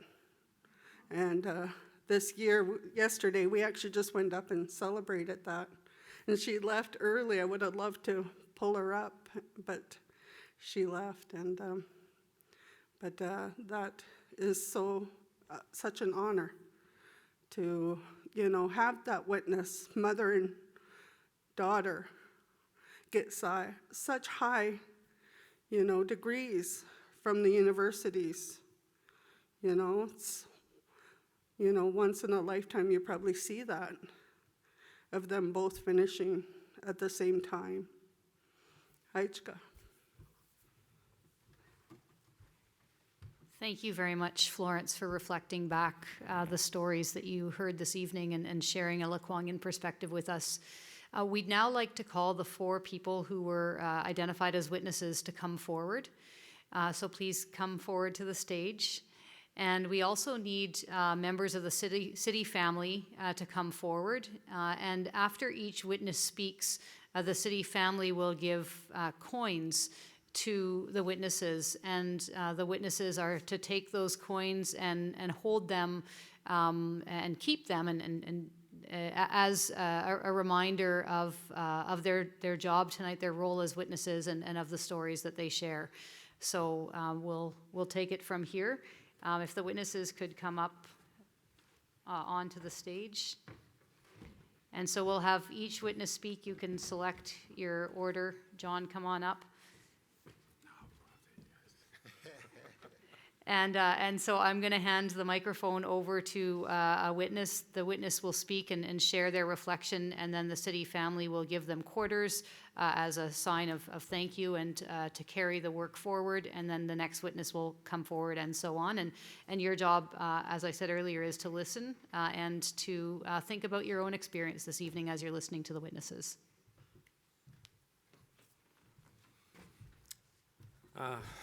My name is Don Cattler.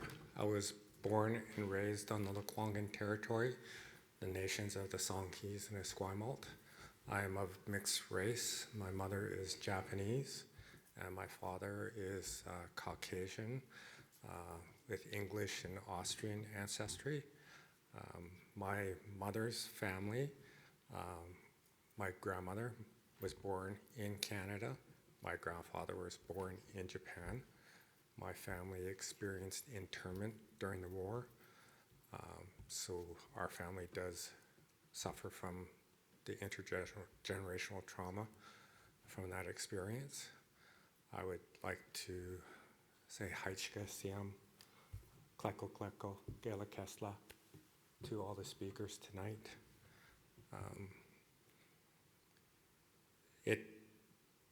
The reason I'm here is to do the work that I need to do as an ally. In order to achieve reconciliation, I believe it's the non-Indigenous people of this country that need to do the work. And we need to take the opportunities to hear the stories. And these stories need to inform the work we do every day. It doesn't matter what job, what profession we're in. Stories and knowledge need to inform our work. We're not going to get anywhere unless we make that change. We have to look and think about whether our work is recolonizing Indigenous people of this country or decolonizing Indigenous people of this country. And we need to take a hard look at what we do. I had the opportunity, I just returned to Lekwungen territory. I spent the last 8 years living and working in the Kwakala speaking territory of the Kwagouth people, where I had the honor to work with the peoples of the Quatsino, the Namagis, the Gwasla Nakwada, and the Kwagouth. I've learned so much. I heard many stories that I still hold. They're not my stories to share. but I just want everybody here to sort of really listen and listen more. It's not enough just to listen. You really have to listen to what you hear and understand that stories that are shared with you aren't necessarily stories to be shared with others. They're to be held. They're to be held in your heart. And they're there to make yourself an ally, to really sort of move this reconciliation process forward. I struggle with the word reconciliation at times as well, because reconciliation means that it was good at some point, and I still have a difficult time understanding when it was good in order to reconcile from that. But again, I would just like to thank everybody again. Your stories really touch me. I will hold them. I will honor them. So thank you again. Haichikasiam, kleko kleko, gela kesla.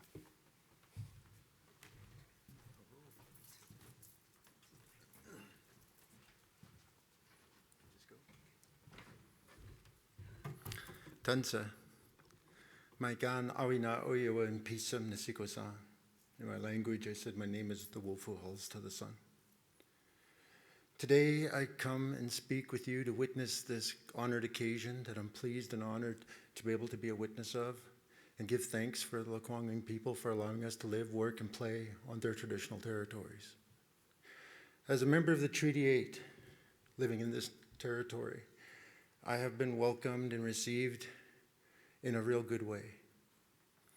I have endeavored to learn the customs. I've endeavored to work with the people, to learn about the people, and to learn what has happened to the people.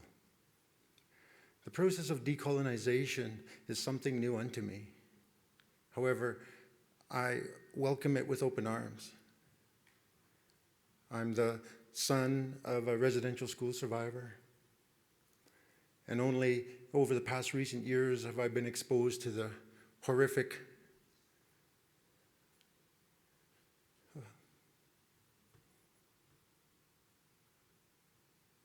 knowledges that have come into my realm from my mom, who in spite of it all was able to position herself to give us a life that we wouldn't have the burden of carrying that. As I went across the country from 2009 to 2012, I heard the horrific stories, and through that, vicariously being traumatized.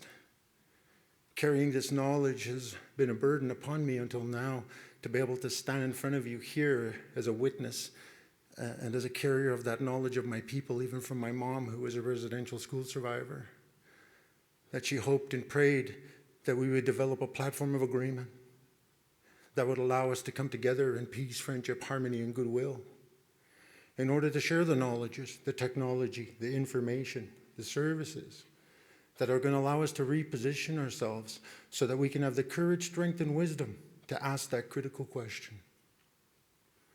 Who must we be to make this better? Never mind what you need to do. We need to ask, who must we be? The people of this land gave me the opportunity to represent them, and I'm glad to be able to share what they gave to me with you tonight, which is the platform of being honest, open, willing, accountable, responsible, and transparent. The people said across the land, first you must recognize before you can reconcile. You must recognize the people, place, things, and situations that have not only put us in this predicament, but also will help us remedy the situation. These type of people, place, things, and situations all have a platform of agreement that is based in being honest, open, willing, accountable, responsible, and transparent. This is what the people gave to me to ask people like you at a moment like this. Who must you be? Never mind what you need to do. Who must you be in order to help us make this better? This is the ultimate question given to me by the people, for the people, because the people So I share that medicine here tonight with you in honor of them. Because I consistently and constantly ask myself from the moment I wake up till the moment I go to bed from here forward, in honor of my mom who paid the ultimate price so that I could stand here tonight. Who must I be to help make this better? I challenge you, I dare you to ask not this only of yourself, but ask this of all the people that you interface and engage with on a consistent, constant basis across the board. This is what we need from you, eh? To change the walk, to change the talk, to change the thinking, always comes back to the moment of asking the question at the moment of decision when we co-create our destinies. We must ask a better question, not a bitter one. So again, I leave you with this from the people. Who must we be to make this better? And when I witness here tonight with all you people here, this is who we must be to make this better. Hi, hi.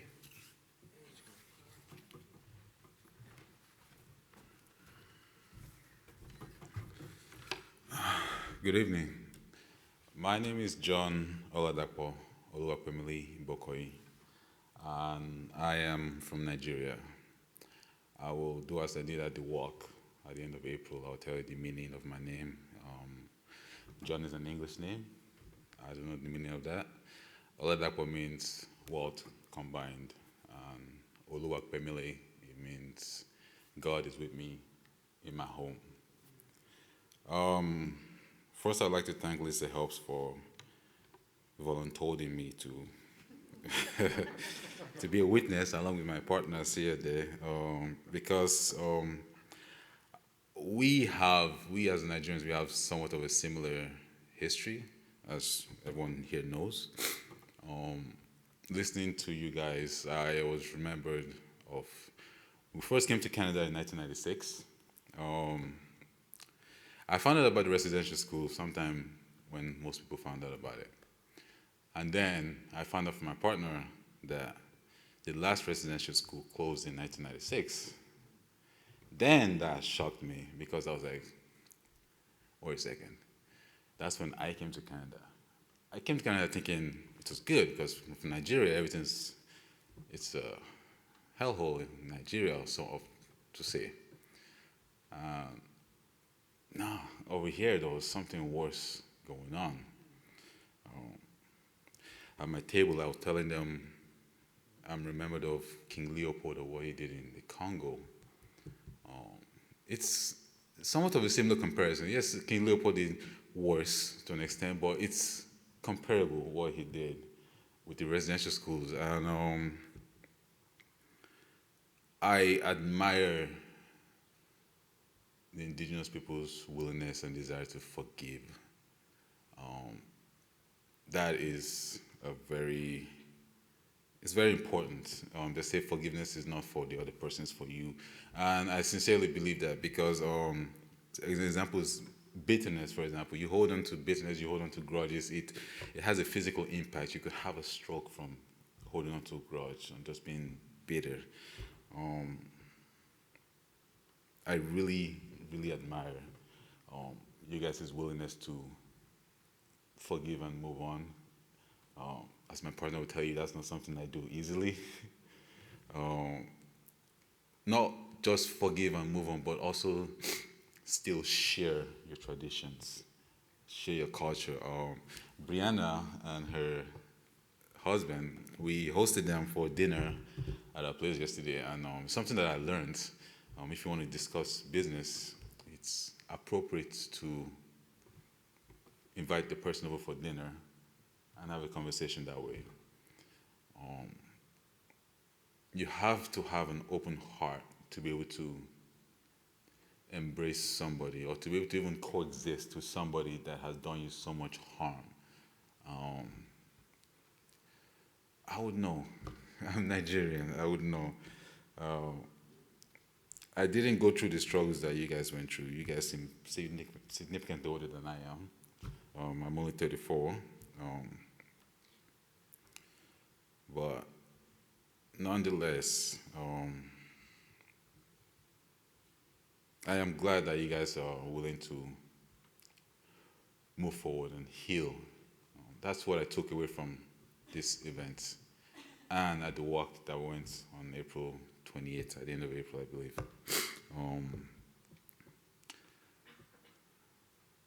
To the non-indigenous people of this land, and speaking to myself as well, as an engineer and an engineer student and a mathematician, this world is built. And there's one thing I've noticed, even my dad has mentioned it to me. I mean, they have a particular type of visa in the United States because the smartest people that they hire come from India, East India. We need to learn to work together. As an engineer, we work in teams a lot because what you find is not just, even men tend to think alike. And within that men cohort, men of different races, different places, also think differently. That's why you want diversity, not just in place of birth and origin, but also of sex. That's why they include women and men and put them together in a team. And you'll be surprised how I have personally been honored to hear. It takes quite a bit to impress me. I can say that. And I have been impressed by some of what I've heard from indigenous young boys. There's a lot of brilliance in this land. And innovation is kind of coming to a stall. And if we look to the young people of the land, you realize that they have a lot of wisdom to teach. And as they have shown, they are open and they are willing to embrace the people that not just colonized them, but raped and killed and just massacred them. Yeah. I witnessed a lot of pain and a lot of hurt, but most importantly, I witnessed the willingness and desire to move forward. And as a people that are non-indigenous to this land, I think it's very important because they have the option to hate. They have the option to pull down what was built up. It has been done. Read the history book. People of the lands have rebelled against the people that colonized them and pulled it down, but they chose not to, and they chose to collaborate with the city on events like this. You know, reconciliation events to say, hey, look, it happened, but look, this is the only planet we have. Take it from me. We're not going to Mars. This is all we got. So we just got to work together. And for that, I thank you. As a non-indigenous person to this land, I will do my part as best as I can. Thank you.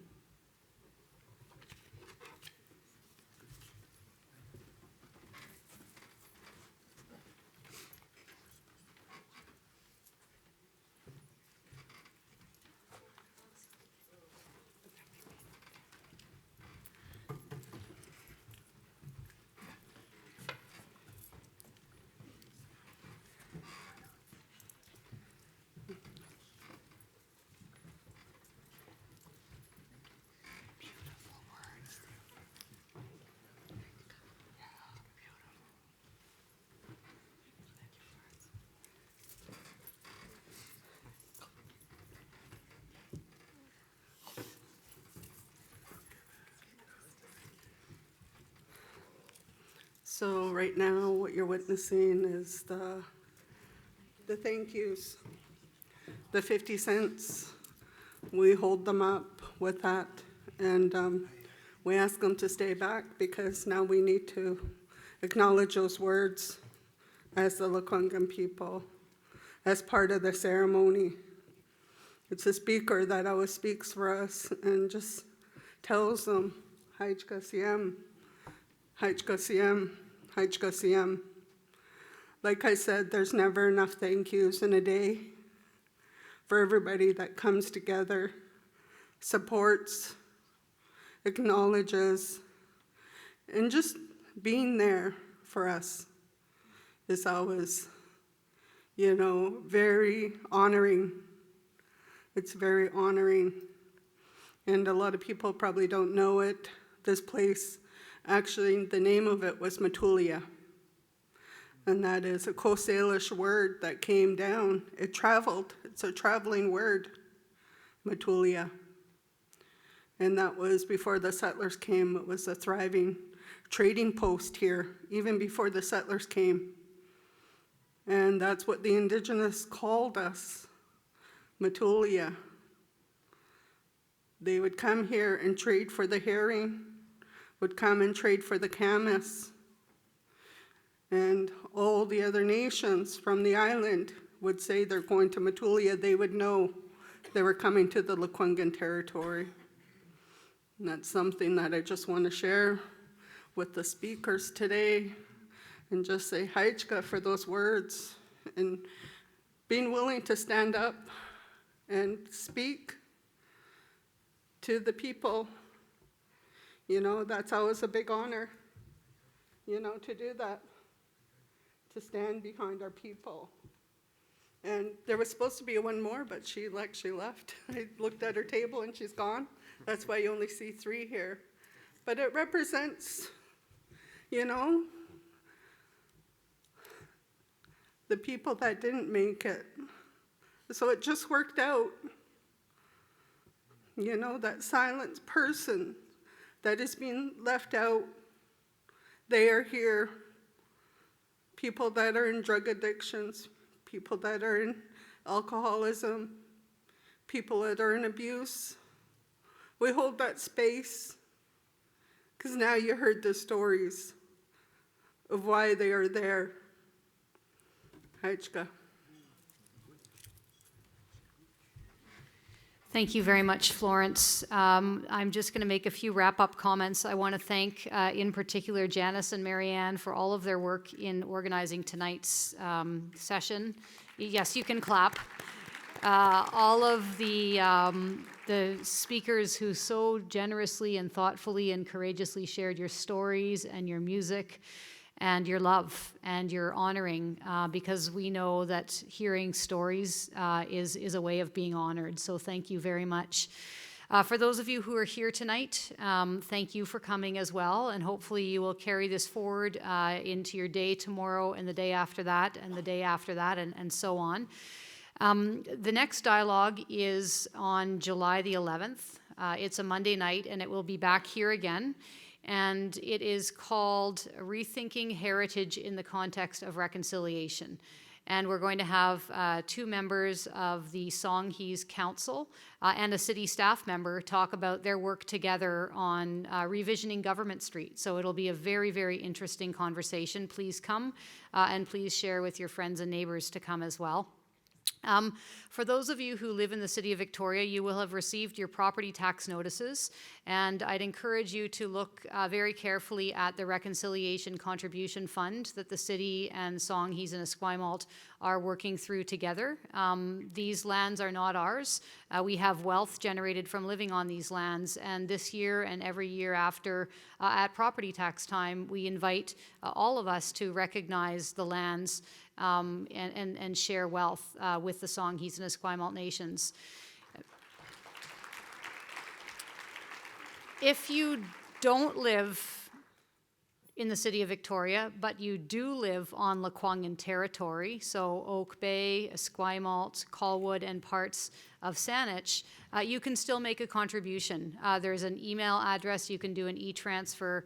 And I think if you go to, just Google Victoria Reconciliation Contribution Fund. So this is set up for everyone who lives on Lekwungen territory to recognize that the lands are theirs, not ours.